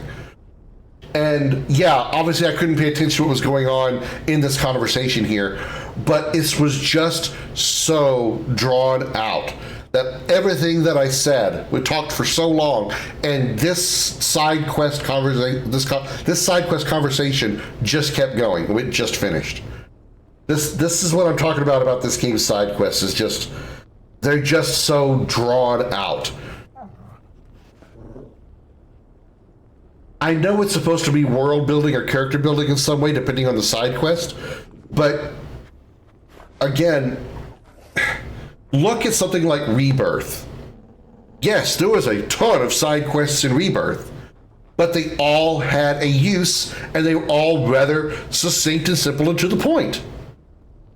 There wasn't really, I can't really think of many, if any, side quests in Rebirth that made me go, oh, can I just be done with this now? There's a Kingdom Hearts 1 too on the island. Oh, okay, yeah. That, I feel like that was the level 99 challenge for Kingdom Hearts on Destiny Island is actually would be easier than 7, because the experience required to level Sora is not very much. It doesn't require much to reach new levels in 7. Because there's a rather easy grind you can do at the top of the Lion King world, Pride Rock, that can easily get you to level 99. All you need is just use Graviga or Magnet. You have fun for 20 minutes while the characters talk. Yeah. I enjoy that a lot too. I mean, that's what I like to do. Is I like to talk about my opinions of stuff on games and whatnot. And sometimes I stop the game that I'm playing to do that talk, and that's just like I said, it's how I roll. It's what I do. That's me.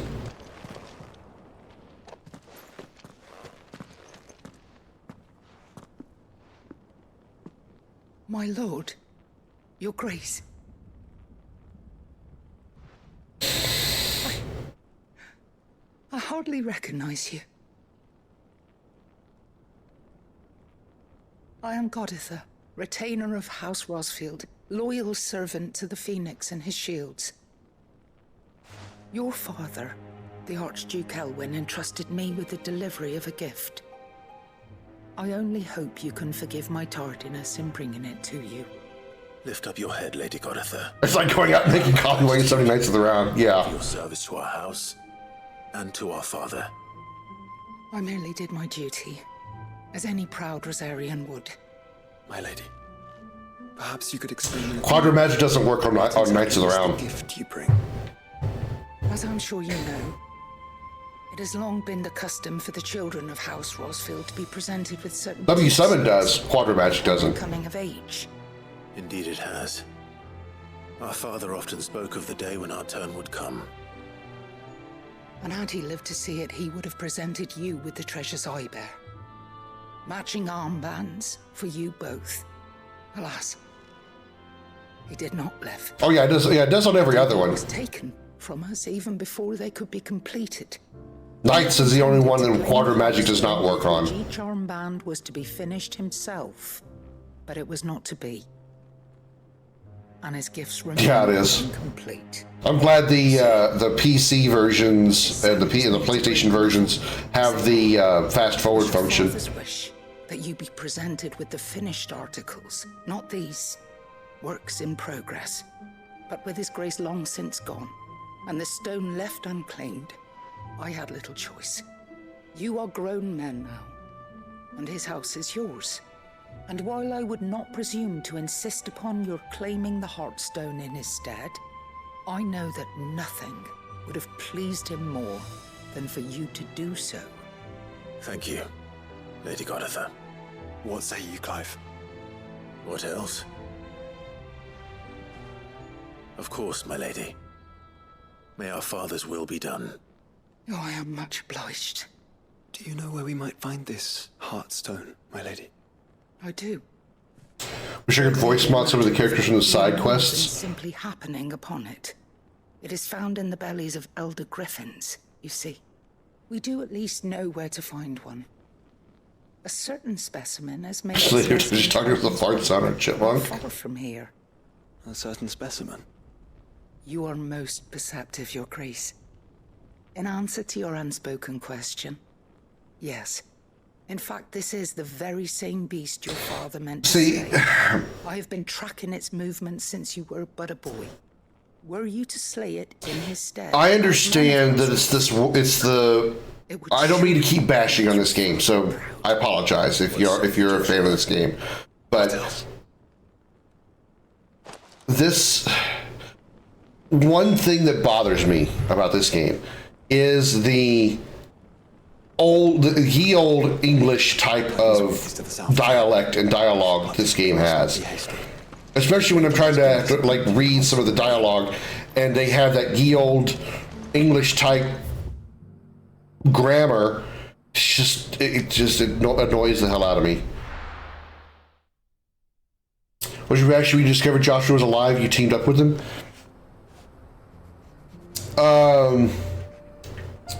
Well, I had a feeling that it was Joshua when Benedicta had him and Yote. Like way back in the early part of the game when they first saw the robed guy sitting there being held by Benedicta. I had a feeling then it was Joshua. So it really wasn't that big of a surprise when he was revealed.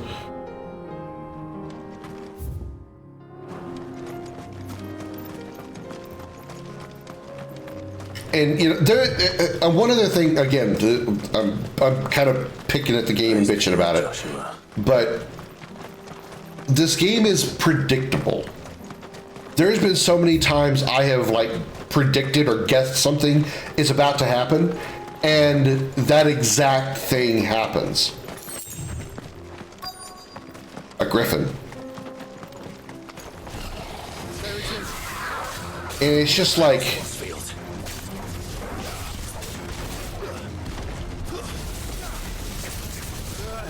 I don't know if it's just because that I'm, paying extra attention to the, I don't know, almost tropes, I guess, of this game or games in general. But it's just there were so many times I could see things happening, and it actually did. It's just like that's not necessarily a good thing if I can guess it that often.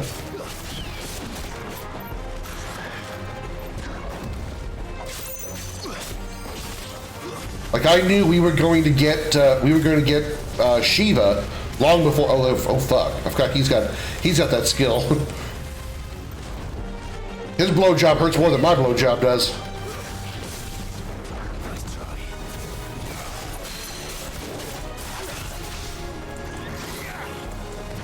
I knew we were going to get Shiva from Jill, and it was going to be either because she was injured or killed, even though I had a doubt it was going to be killed. And sure enough, that's exactly what happened. She gave us Shiva.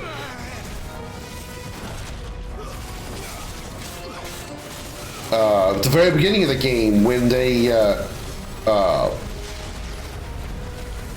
we were at Phoenix Gate, when Clive and the other two guys caught up to Joshua and the Archduke at Phoenix Gate, I said we're gonna get whatever's gonna happen is gonna happen here. We're all gonna be.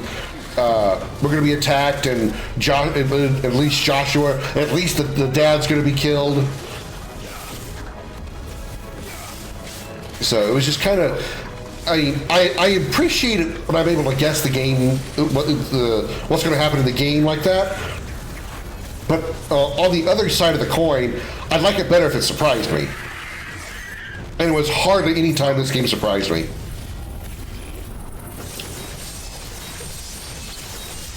Oh yeah, all the 100% without a doubt, all of the summon fights have been phenomenally fun. Even the first one when you get a Freet, the one where you fight Benedicta as Clive on foot, just oh my god, it was fantastic. The two fights against Mountain Man. Kupka, not Kefka.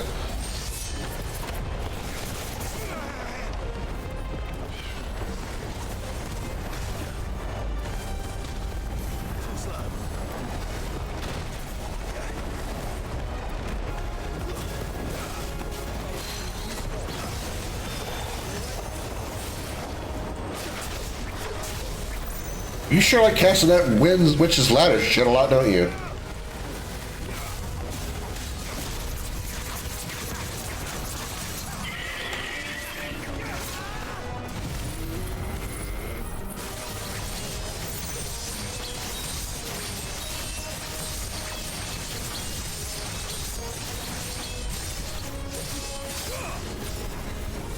hard difficulty. Yeah, I don't blame you. I don't blame you.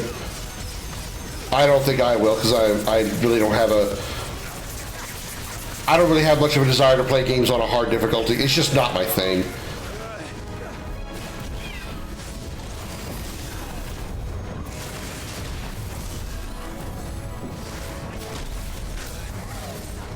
That's better.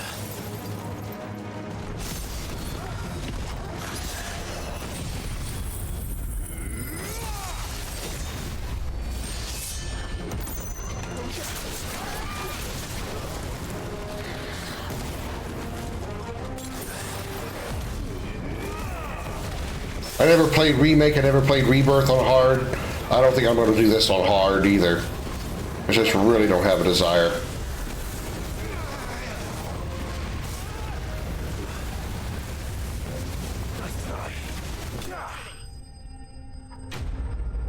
That's one dead bird. Final Fantasy like this is really the only ones I do, honestly. I don't judge people that do it. That's great. Is this the Heartstone? I expect Osmo or the weapons. You know, that's something else. Is I've never like legitimately beaten Ruby and Emerald weapon in 7. Never. I never have. I beat them in a mod called New Threat because they were softened up for New Threat. And you're like super overpowered in New Threat. And I cheated a long time ago, back when I was terrible at video games. Yes, I was actually bad at much worse at video games than I am now. Am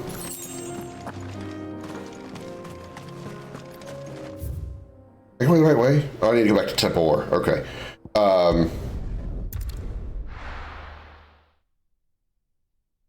But I've never actually like built up equipment or stats or anything to take on and beat Emerald and Ruby weapon. I just haven't. At some point in my life, I should really, as I have no platinums in any game, no platinums on the PlayStation, no platinum trophies. I really should just like make Final Fantasy VII my first platinum. Yeah, the Dark Aeons in 10 the HD version or the international version. The original US version of 10, the hardest enemy was Nemesis, which was a monster in the Monster Hunter, in the Monster Arena. That you could, it was one of the, like, once you beat you capture all the monsters, you defeat all the monsters in the arena, all their creations that come from capturing and reaching certain thresholds of captures in the monster arena, you beat all them, and then you get Nemesis, then you fight Nemesis. Oh, thank the Dark Aeons and Penance was the international ultimate challenge. I'll probably never do that. Never in my life. That's just too much grinding for me to have the patience for. Yes, this radiant luster. And I've only played 9 once, so I never got to do anything related to side quests anywhere close to getting to Ozma. Your father would be so proud. Lady Goditha, the lapidary is ready. Thank you, Cyril. I will be with him shortly. And I didn't fight Tiamat in 12. I shall have the stone cut and set. I didn't play the arena in 13 or in 10-2, or 13-2 for that matter.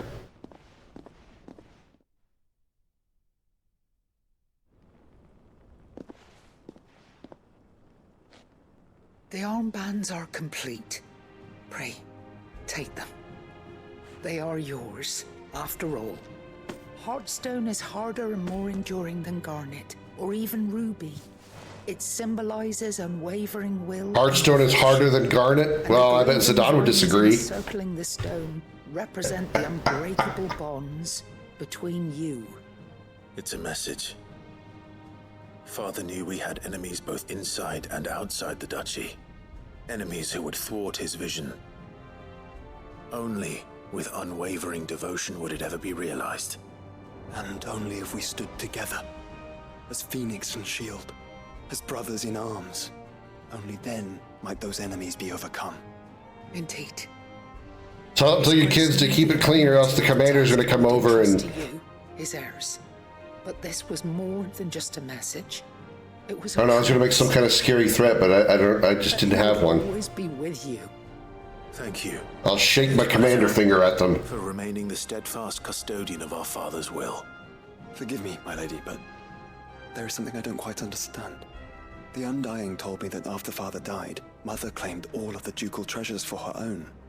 Even if the armbands were incomplete, she would surely not have overlooked them. So, how were you able to keep them from her? Because I was the keeper of the vault. Though I was but a lowly servant, your father spoke to me of his intentions for the bands, of the deep love he had for both of you, and his hopes for your future. In the days before the disaster at Phoenix Gate, I discovered that the Duchess had ordered her jewelry be sent away from the castle. It was then that I knew she meant to betray us. I tried to warn your father, but it was too late. When word of the fire reached Rosalith, I knew my time was short. So I took up the armbands and I fled into the night. And thank the Founder you did. Yet my duty to your father was incomplete. Not knowing what else to do, I followed the Griffin, thinking I might claim the Heartstone on its passing. And so my pursuit continued, until Lord Cyril appeared before me. He informed me that His Grace's will had been recovered, and that his sons were alive and well. Lady Goditha, on behalf of my father and all the people of Rosaria, I thank you for your loyal service. As do I. Thank you, my lord. Your Grace, for coming back to us, for giving my service meaning.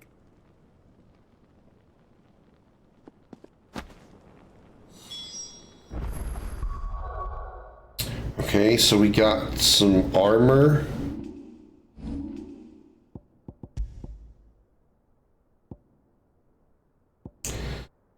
Gives me a decent HP buff, but that's it. I think that I'm really impressed with.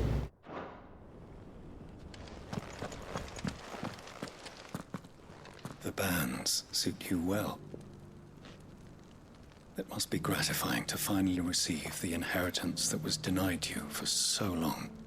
It is. And we thank you for the part you played, Cyril. If you would permit me to play my part a little longer, might I suggest that you make your way to your father's memorial atop Hawk's Cry Cliff?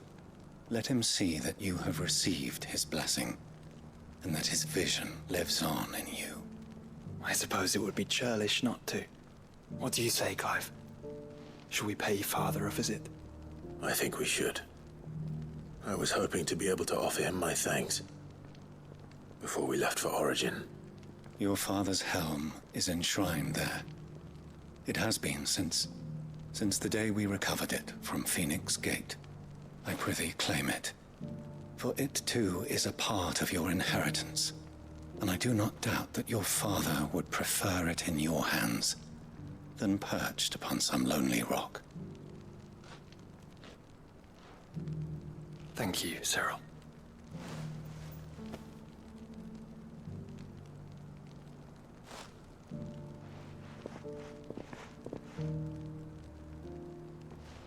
Come on, Clive. He's waiting. Alright. Visit Archduke Elwin's Memorial. Where is that?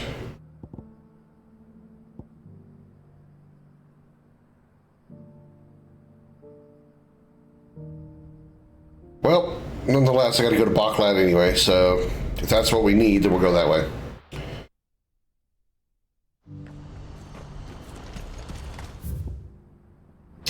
Help if I go the right direction.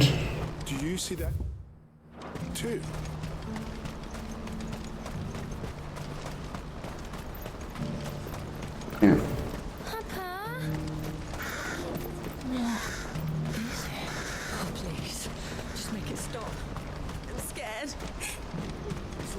You can really see the crystal, can't you? That's going to be an interesting. I hope that's going. I hope that's going to be an interesting dungeon room to get there.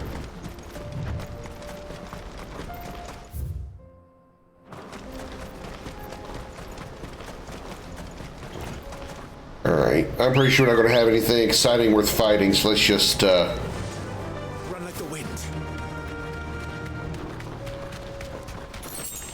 make this go a little quicker.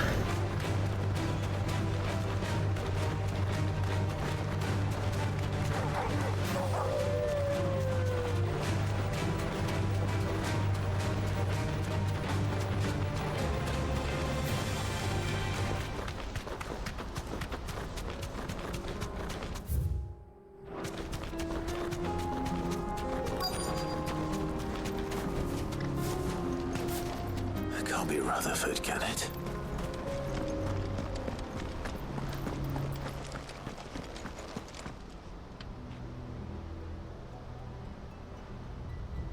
Are these guys in the way? Cowards, the lot of you! If it's a fight you want, it's a fight you shall have! Allow me. I don't need your... Please, Field Marshal, oblige him. This won't take long. You're right. It won't. Men, finish him. How about we start with a nice ho whooshy whoosh?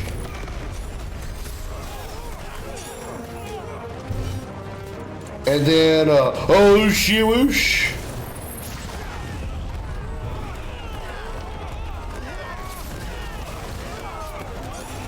Y'all having fun up there?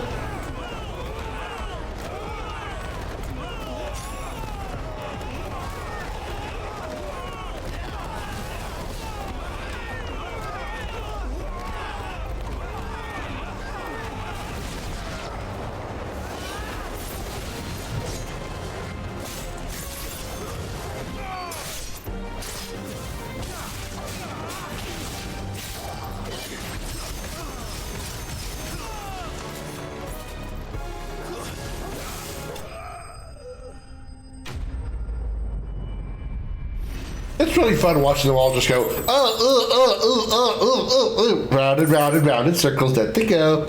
Where they stop, nobody knows. A little longer than I'd have liked.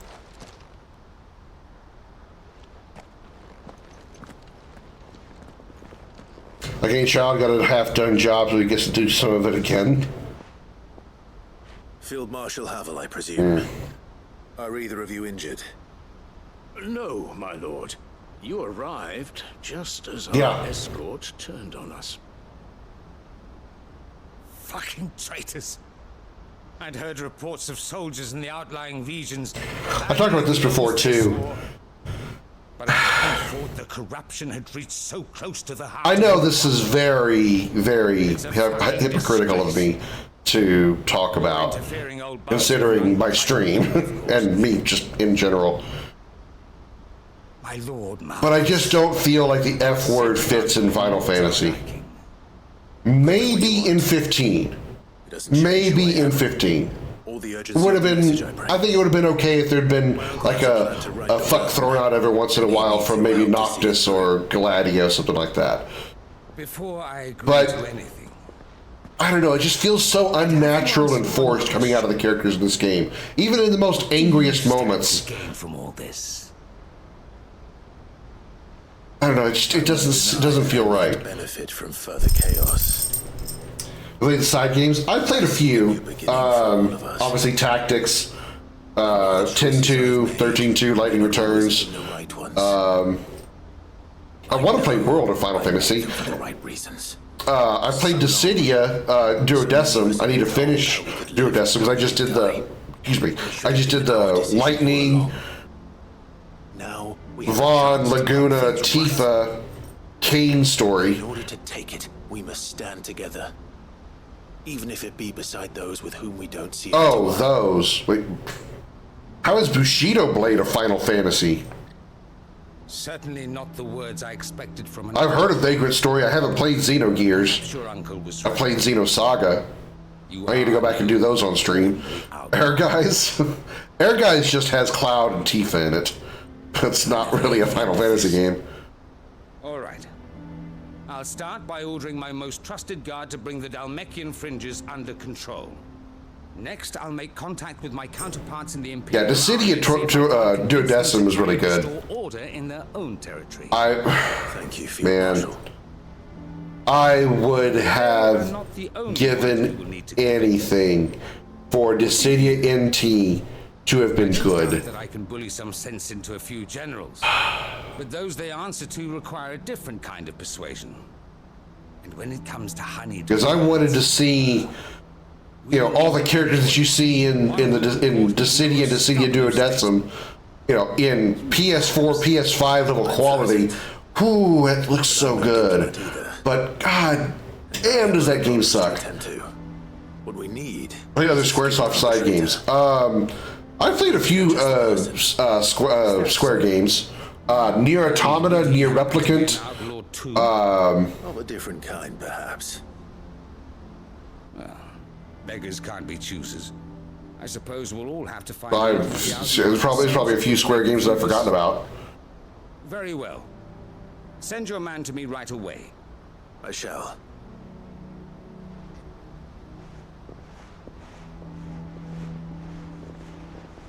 My Lord Marquis. Eternal Sonata is a great game. It really is. It's very unique in the fact that it's a JRPG, obviously fictional, but based on a real person, Frederic Chopin, the composer. It's supposedly like not supposedly. It's a story about a dream that went on in his head while he was suffering from tuberculosis. I'm not sure I'm the man to talk anyone round. I can barely convince my brother to take his medicine. No. Yeah, heavily underrated and very obscure. Kind of feel the same way about Blue Dragon. I don't know. I mean, you mentioned that you've heard of it, but I don't know a lot of people that know about it. I hope I can convince him at least.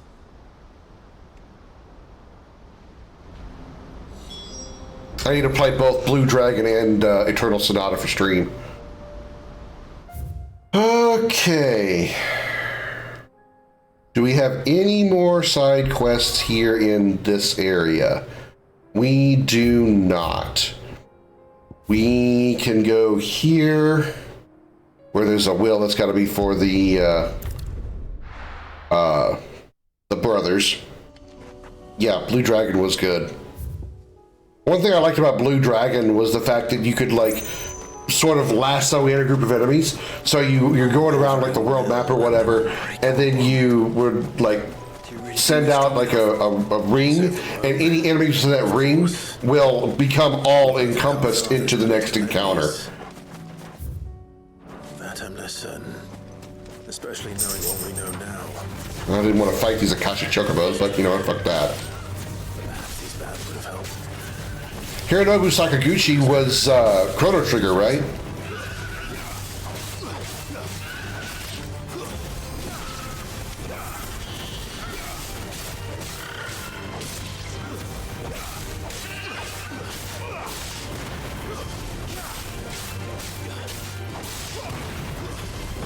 You talking about Metaphor Fantasia? That's a Persona game, isn't it? Or is it just Persona in appearance? Which that's another series I would like to play. It's the Persona games. I feel like the Persona games is one of those things where like if you haven't played a Persona game, then you're kind of like giving side eye about it, you know? Like you haven't played a Persona game? Oh my god! How can you call yourself a video gamer? You know, and kind of how I feel about Persona. I mean, the difference being I want to play Persona. I kind of feel the same way to an extent, surprisingly, about Earthbound. I feel like when people ask me about Earthbound, they're shocked when I say that I haven't played Earthbound.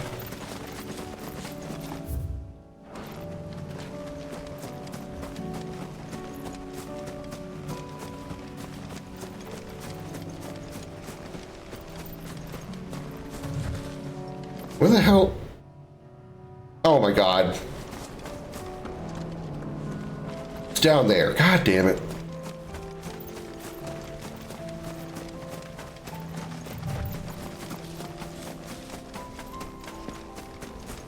It's just back there.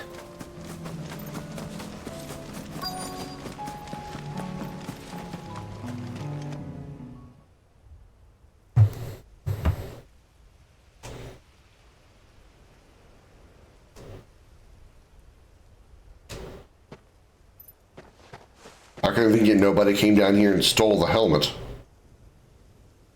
Father always fought for what he believed was right. It wasn't until that night at Phoenix Gate that I realized I had never fought for anything. I always had someone else to do the fighting for me.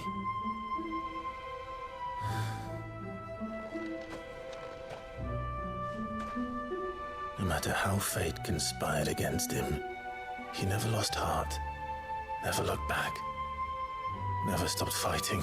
Yeah, they called like Metaphor Fantasia or something like that. He was the greatest of men. And I've been trying to live up to his ideals ever since.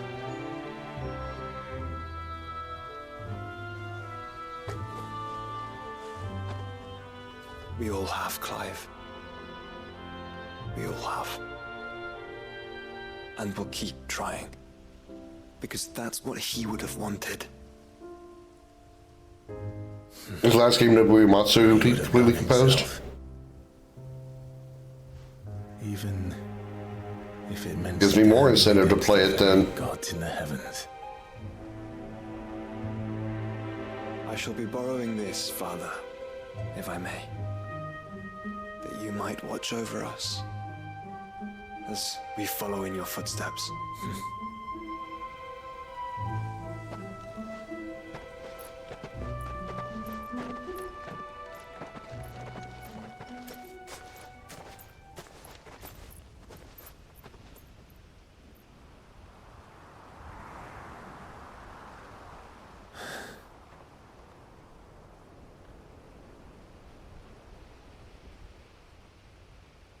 Okay. We won't lay you down.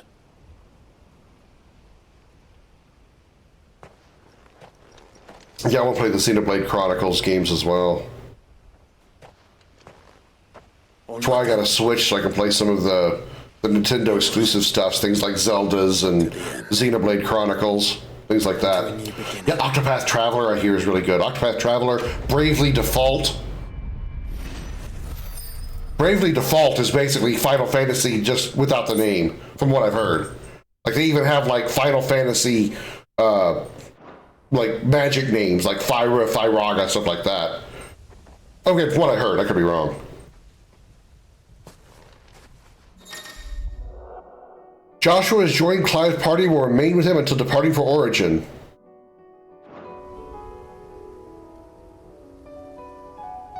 As opposed to what he's been doing up until this point? I'm a little confused by that statement. Really default, yeah. One I can say that I played firsthand that was fantastic. Sea of Stars. Fuck, that was awesome. Oh my god, that was so good. If you're even remotely a fan of Chrono Trigger or Super Mario RPG, you 100% need to play Sea of Stars.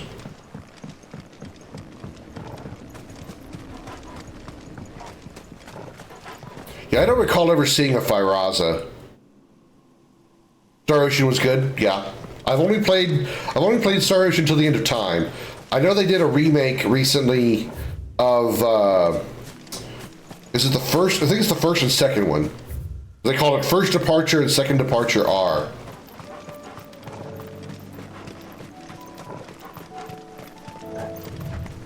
Or we mentioned the Tales of games, which I want to do. I've only played Vesperia, but I need to do that again on stream.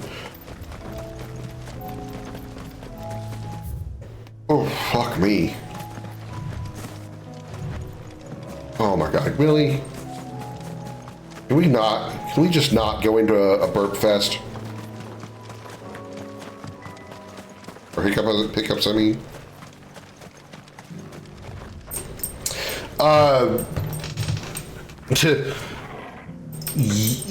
Yes, kinda, and yes, to answer those three questions in order. I played 3, New Vegas, and 4. 3 and 4 were okay. I think I like 4 the best of those 3. New Vegas, I was extremely disappointed by. Didn't care for New Vegas at all. Yeah, Bioshocks aren't an RPG, but it's definitely fun. Absolutely. I've played all 3 of the Bioshocks. I intend to do them at some point on stream again. Or, yeah, on stream because I just recorded for YouTube. Didn't care for New Vegas. You mentioned Skyrim. I played a little bit of Skyrim. I didn't dislike Skyrim, but I just couldn't maintain interest. And it's kind of, I feel kind of bad saying that because I hear so many people loved Skyrim, and I think maybe I was a victim of believing too much of the hype. Like, people, like, everywhere always talk about how great Skyrim is and all this stuff, and I was expecting just a phenomenal, mind-blowing game. And while it wasn't bad, it wasn't a mind-blowing game to me. It was Fallout with magic instead of guns. And Borderlands, absolutely. But yeah, without a doubt. I bought the Pandora's box of Borderlands, which literally has every Borderlands game and DLC ever made in existence up until 2023. Obviously, it doesn't have Borderlands 4 for obvious reasons, but it has every other one, whether it's the shooter, the RPG shooter, or if it's the Tales of games, the Tales of Borderlands games, the Telltale's games. I literally have all of them, and I want to play them all. I've already played 1 and 2 a bunch, but yeah. Quentin, I have a proposal for you. Do you now? Something tells me you'll be asking more of me than a cask of Gotand gold. Go on then. Propose.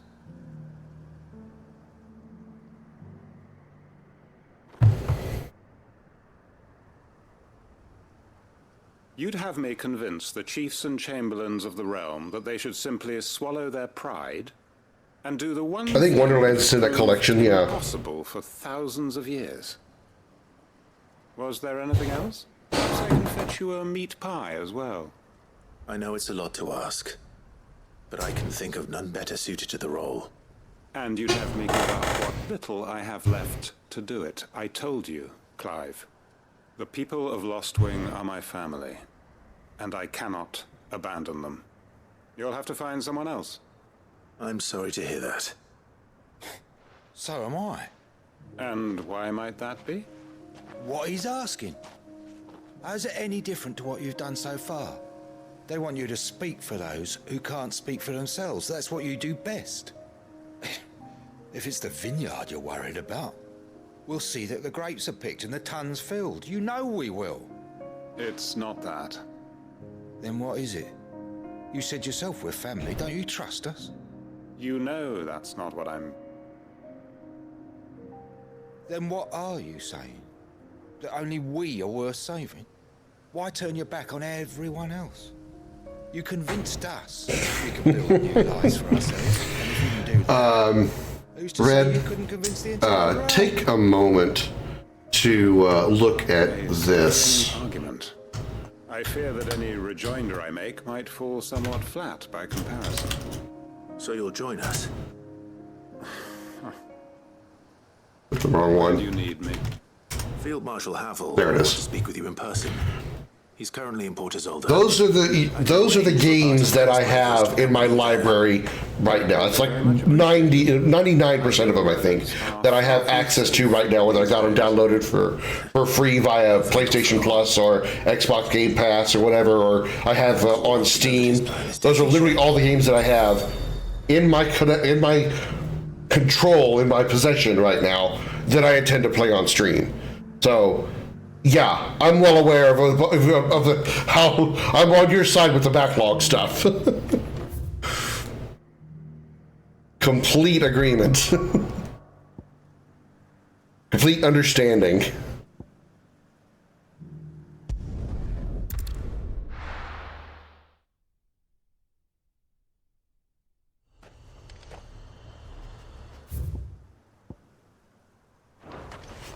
How do I do that? I gotta go this way and then around. Yeah. I have siphon filter 1, 2, and I think 3. Also have, I don't know if I put those on the list, but I think I have Wild Arms also. I played Grandia not that long ago. Grandia 1, phenomenal. Shoo-wee, phenomenally good. With taser on my victims? Oh no. I might have too much fun with that.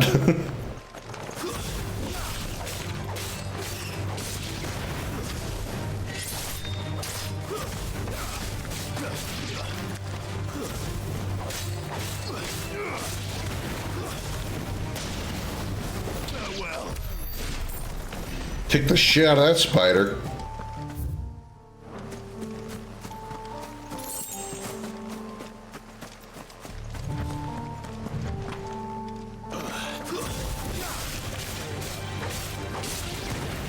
There are so many comments wild. It means those are good games. It means we've got good taste.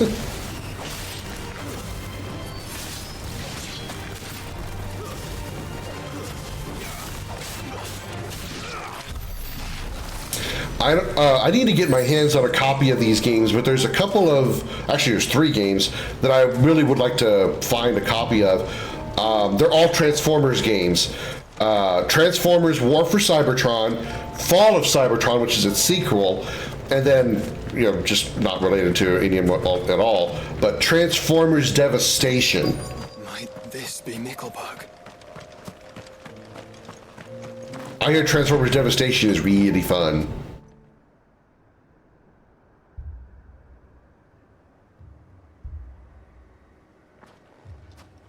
These people aren't turned. And the village seems safe enough at least.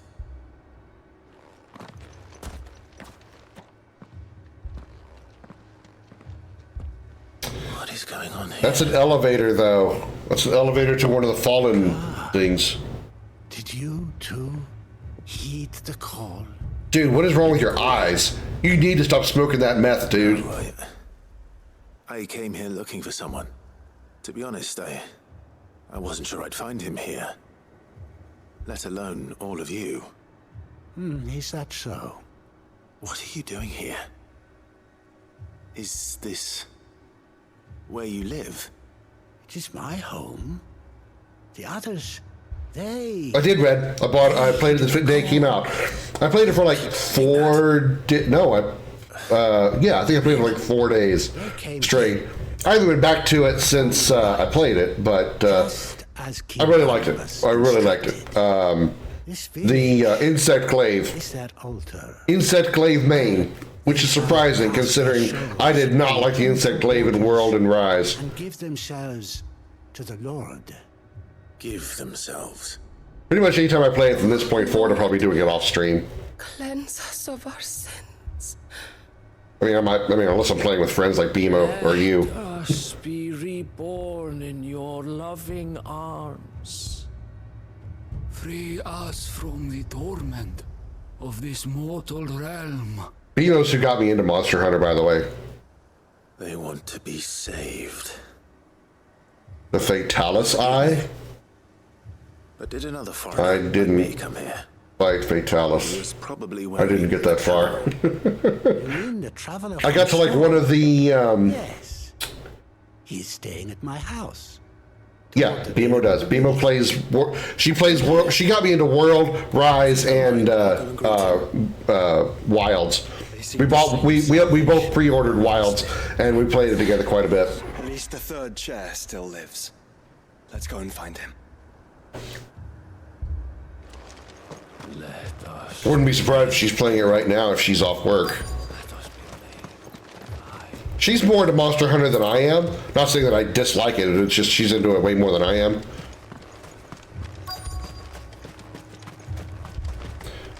It'll be unlikely if I go back to World or Rise, just because I'm, again, like I said, World and Rise are not really that interesting to me. It's really just more something I was able to play with Bimo.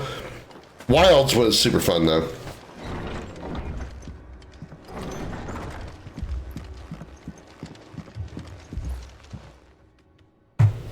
Excuse me. We haven't, but we should. Are you with the Undying? Because too bad, I know you have Destiny. Too bad you didn't join us last weekend, last Friday. Every once in a while on Friday, I'll do basically it's just a community game, but I'll do what I call Friday FVF, Friends versus Friends, where we'll play a community game against each other, like a competitive game. Not matchmaking, just against myself and my friends and stuff like that. Last weekend we did Destiny 2. I did not mean to trouble the bearer of the burning quill. Much Okay, less man. you, my Lord Marquis. He said that you had failed to report. Is there a reason for that? I came here to study the followers of this new faith. But the more I learned of them, the more my own faith began to falter. You have seen them at their prayers, have you not? I was only slightly buzzed. Devote themselves to the veneration of their... It wore off pretty quick, so I wasn't that drunk. You were welcome to have joined us if you had wanted to, or were able to. Wicked wills and reborn. You might have said you were busy, I don't remember. Like you said, I was drunk. Respite from their worldly woes, but so that they might continue to serve him. Serve him with all of their beings. I, too, swore to devote my life to the service of my Lord and Master, but this is different. It is more. And so I would see it through to the end. See these people safe, that they might achieve their dream. That they might do their duty to their Lord. Even if it should keep me from doing my duty to mine. You do understand what their dream is, don't you? I do, my lord. They would cast aside their wills and become Akashic. I know that it may be hard to believe, but to these people, that is the very essence of salvation. Forgive me, my lord, but I must remain here. If you are to return to Master Cyril, I would consider it a great... I think the elevator just moved. Something is happening. I'll go and find out what. Stay here. All those villagers just became Akashic.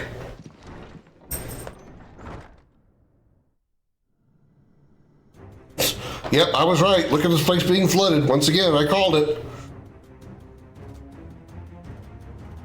An ether flood. Oh no. There must be something I can do.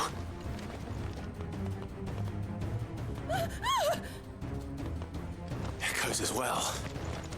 Found her. Ready, brother? Ready. Whoosh!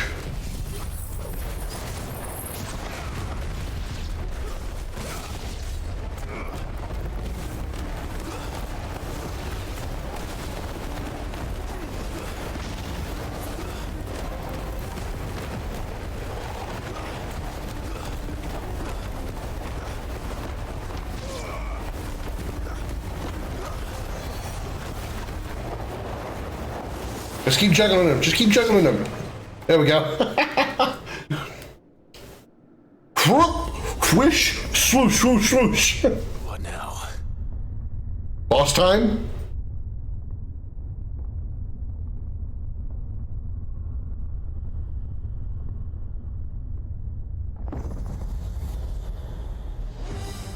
Iron Giant. A flaming Iron Giant. We meet again. Titus? His name is Titus?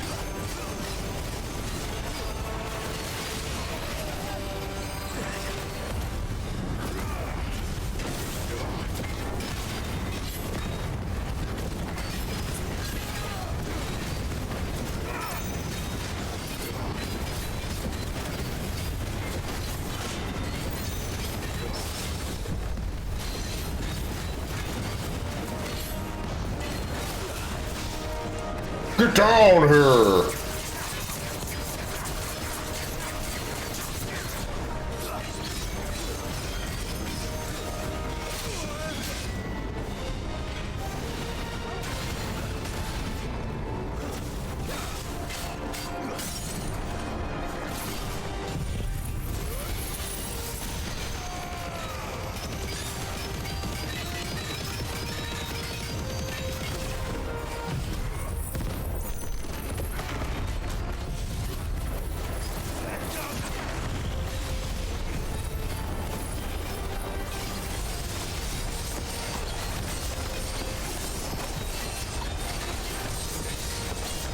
And then we'll send Tetrican one more time.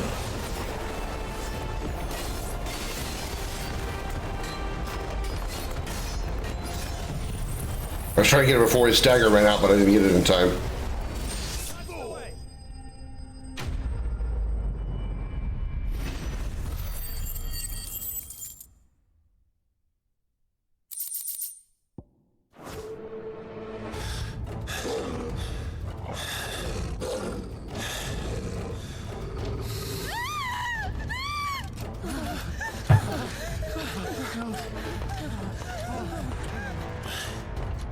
Damn it. Oh, he dead.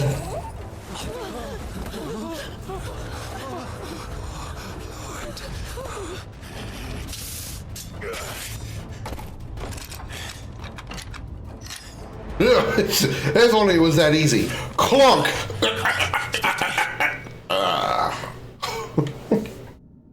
I had to save them, that they might have a chance to find true salvation. By devoting themselves to the service of their Lord. Just as I did, when the Undying plucked me from the gutter and gave me a cause to believe in. A duty to serve was everything to me, and I would not deny them that fulfillment, even if they must become Akashic in order to achieve it. Forgive me, my Lord Marquis. I did not mean to trouble you with this. My findings. Could you deliver them to Master Cyril for me? Of course. Your duty will be done.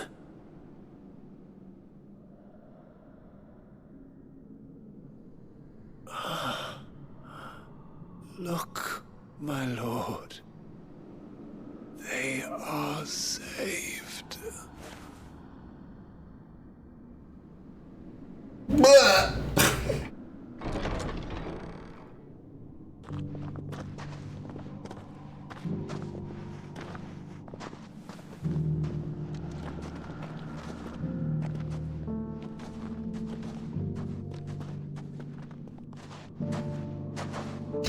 I'm sorry, how was this good?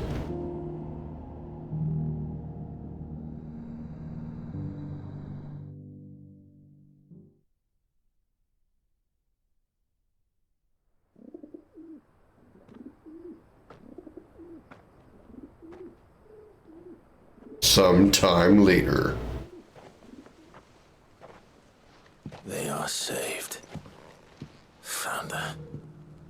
I should get this report to Cyril.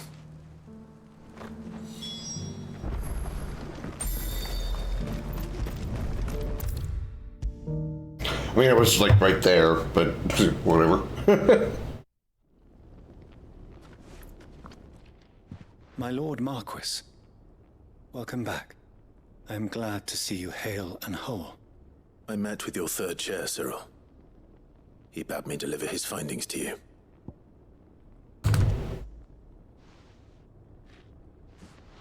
Thank you, my lord. He remained in Ash? He died protecting the villagers from an echo. I buried him in Mickelberg. I'm sorry that I couldn't save him. If you could not save him, no one could. The villagers, they were believers in this savior cult. They prayed to their god that they might be unburdened of their wills. Then an ether flood came. And their wish was granted. Your brother sacrificed himself that they might live, even knowing that that life was death by another name. Then he perished defending liberty. A hero's end. For the right to choose how one dies is no less sacred than the right to choose how one lives. Sid would agree. He wanted to build a world where people could die on their own terms. A noble ambition. To die for one's cause is the most perfect expression of one's faith. It matters not how misguided others might judge one's decision to be. Only that the decision is one's own. We live according to the teachings of our order. We believe in them, we protect them, and yes, we die for them. For better or worse, that is our creed. Funny he says that is our creed, and he's dressed like a assassin from Assassin's Creed. Your creed. He died to save them, and you still believe that what he did was right. I believe that he believed it was. We of the Undying are not slaves, but willing servants. And this was his will, the ultimate expression of it. All right. I'd like to know this man's name, Cyril. To know the names of all the Undying who've fallen in the line of duty. They died serving my house. It's only right that I remember them. That is my duty. Of course. I shall fetch the Book of Martyrs at once. My lord, it has been, and shall ever be, the greatest honor of my life to serve House Rosfield. Though our duties may differ, yours is no less important. I pray with all my heart for your success. And were they here, I have no doubt but that every one of my fallen brothers and sisters would feel the same.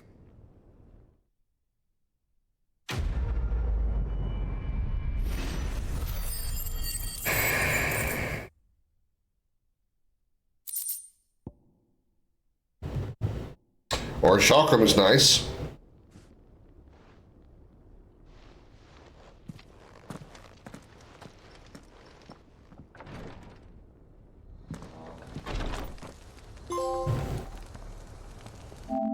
Collect 6 signboards.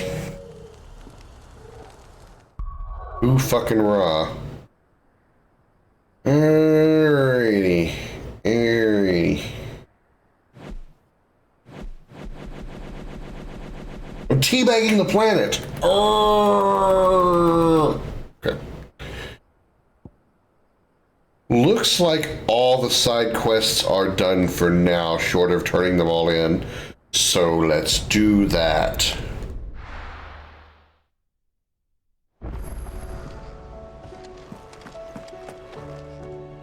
Uncle, I bring good news. The Field Marshal has agreed to your plan. Ha! Of course he has. I didn't doubt you for a moment, dear boy. Rutherford is accompanying him back to your manor in Port Isolde as we speak. They will await your return there. As will one other. One other? Who, exactly? Lord Havel was concerned that even if he could get the realm's armies to agree to an accord, he might not be as successful in convincing those with political power. He asked if I might have a solution, and I suggested a certain Imperial Lord Magistrate turned Liberator. One of your co-conspirators? Master Quinton would probably call me one of his, but yes. Another outlaw, then. Just the thing we need to put these rotten politicos in their places. Good thinking, Clive. I'm glad you approve. The more the merrier, eh? Uncle, Assuming Havel and Quentin can solve our problem with the armies, you still haven't mentioned how we might manage the grain shortages. Oh, don't you worry, my boy. The 7 high houses will be seeing to that. They have all agreed to make the most generous of donations. Oh, of course, it did take a little persuasion, but luckily I had some unexpected help. From who? Why, you, my boy. Rumor has it that you rescued the Lady Ariane's head steward Rockford from a horde of bloodthirsty bandits. It was more of a handful. Well, the old battle axe was so pleased. She had a shipload of talents delivered to my private docks by the next new moon. And when the other houses saw the parsimonious old crone's purse strings finally loosen, they as good as tripped over themselves in the rush to follow suit. I'm happy to hear it. Now, I must be getting back to the manor. Join us there at your earliest convenience, would you? Of course, Uncle.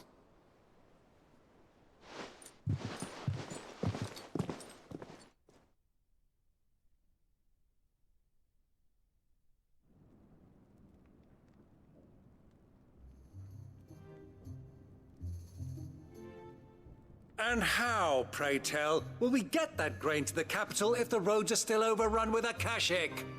You'll find another bloody road. I only have so many men, and I'm not about to send them headlong into an ether flood. That is, unless you'd have them turn as well. Well, I'd certainly eat less. Says the man with a belly bigger than a band of curls. My soldiers actually need their rations. Without any food to keep them going, they'll be dead even before you've sent them on your fool's errand.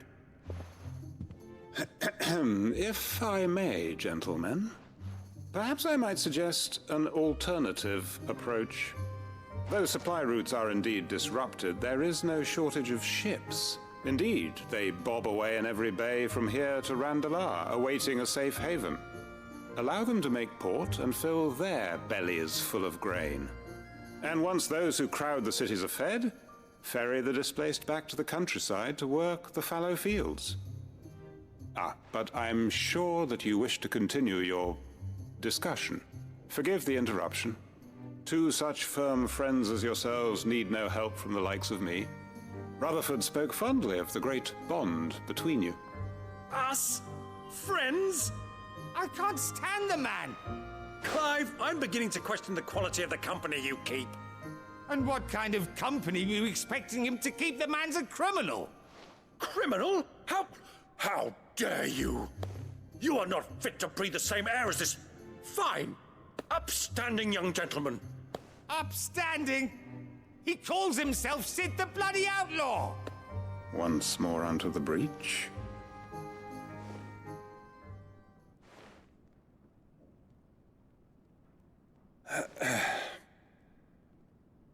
Shall we begin again? What we seek here is not to create a new nation, nor to claim the thrones of those that already exist. We wish simply to bring stability to the realm that mankind might weather the current storm. And to do that, we must convince those in power, the generals, the statesmen, the nobles, that our cause is just. There will be disagreements, yes, and I imagine some resistance, much resistance. But we cannot let that deter us. If we show them the path, show them that we walk it ourselves, then I am confident they will follow.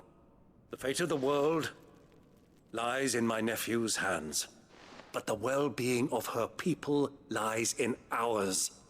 And we must not squander the chance that Clive has given us. Uncle Byron, Now, with that settled, let's move on to the signing of the Accord. For what great moment in history hasn't been accompanied by a little ceremony?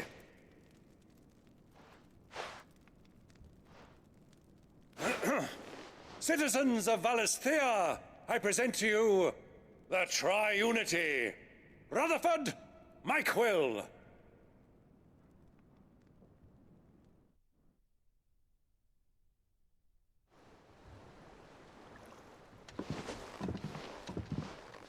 Well, my boy, the stage is set. That it is. This is the role you were born for. Now I ask only that you trust in the talents of your supporting cast. We shall play our parts to the best of our abilities, that you might have the opportunity to shine. The realm needs its Sir Crandall, and there is no better Crandall than you, Clive. I want you to keep this signed accord as proof of our faith in you. I will. Thank you, Uncle.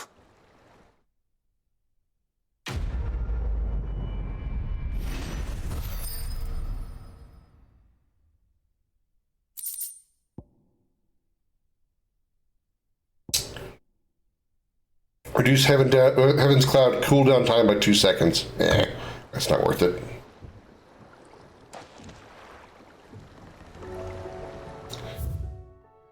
Alright. What do you think that thing is?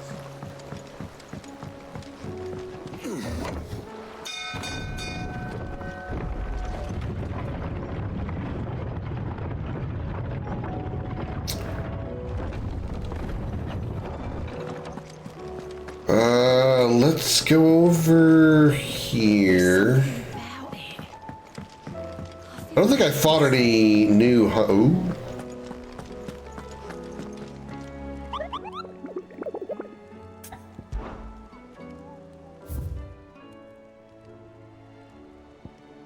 Right. Deny the Splendid Heart. Okay, alright. The Grim Reaper. Right, okay. Masterless Marauder. The Wailing Banshee. Curse breakers came across this creature while searching for survivors near the abandoned village of Garnick. Misled by the abomination's appearance into thinking she might be a local woman, they went to offer help, but soon it was they who were seeking salvation. The survivors say they can still hear the screams, both of those of the white and those of their fallen comrades. Garnick Walud. Okay. And those two are in Sanbreck. Okay.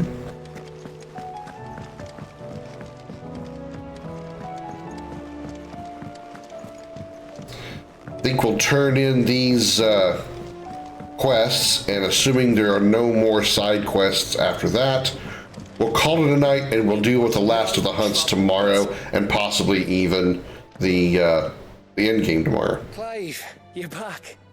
How'd you get on? Any luck? Any luck, you say?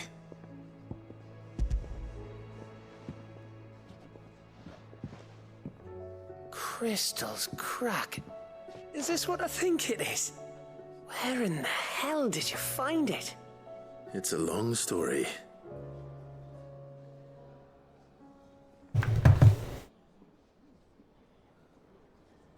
Right there on the road to Eastpool. Who'd have thought it? Everything up there's been abandoned for years. The empty cabin made for the perfect shelter. Though I fear my presence may have forced the poor creatures to look elsewhere. Don't blame yourself, Clive. The Blight's right on Eastpool's doorstep. They'd have had to move on before long, even if you hadn't have turned up. They'll find a new home.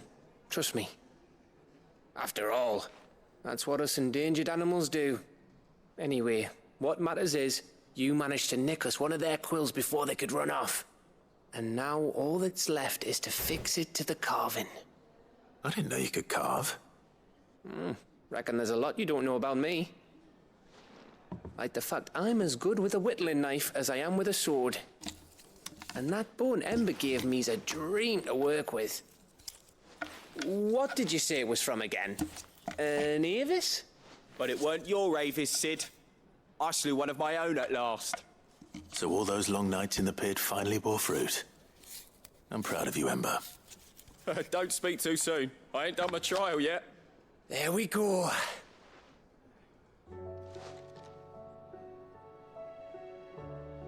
What do you think? I think if you ever hang up your scouting cap, you'll be able to make an honest living. Now, will I? I should go and see if Ed is awake. Give it one burst. You can give it to yourself. Come on.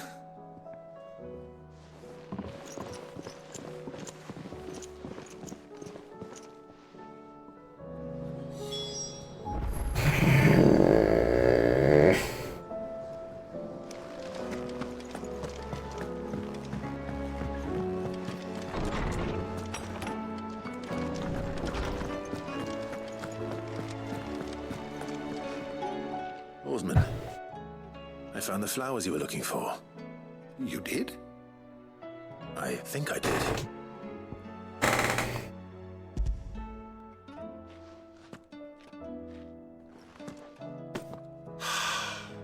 You did indeed.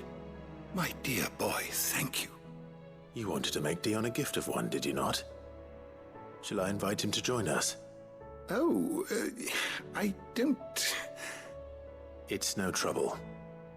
I'll go and fetch him.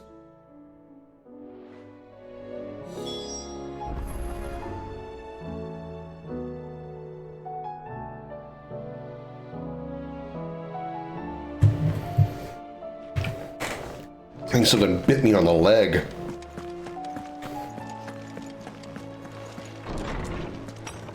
Oh, Dion.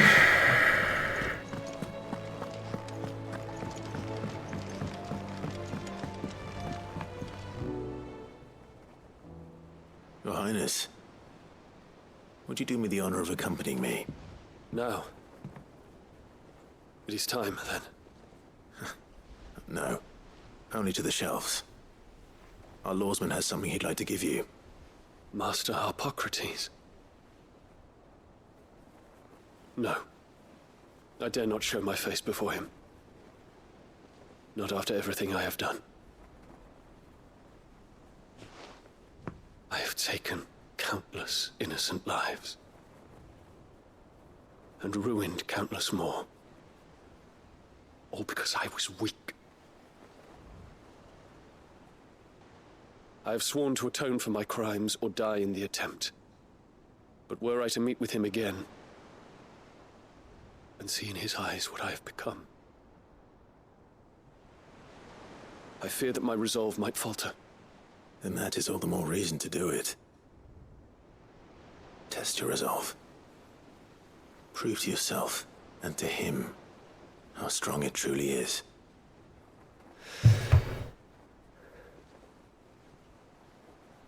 You are right. I must, at the very least, offer him my gratitude. Very well, then. Take me to him. Follow me.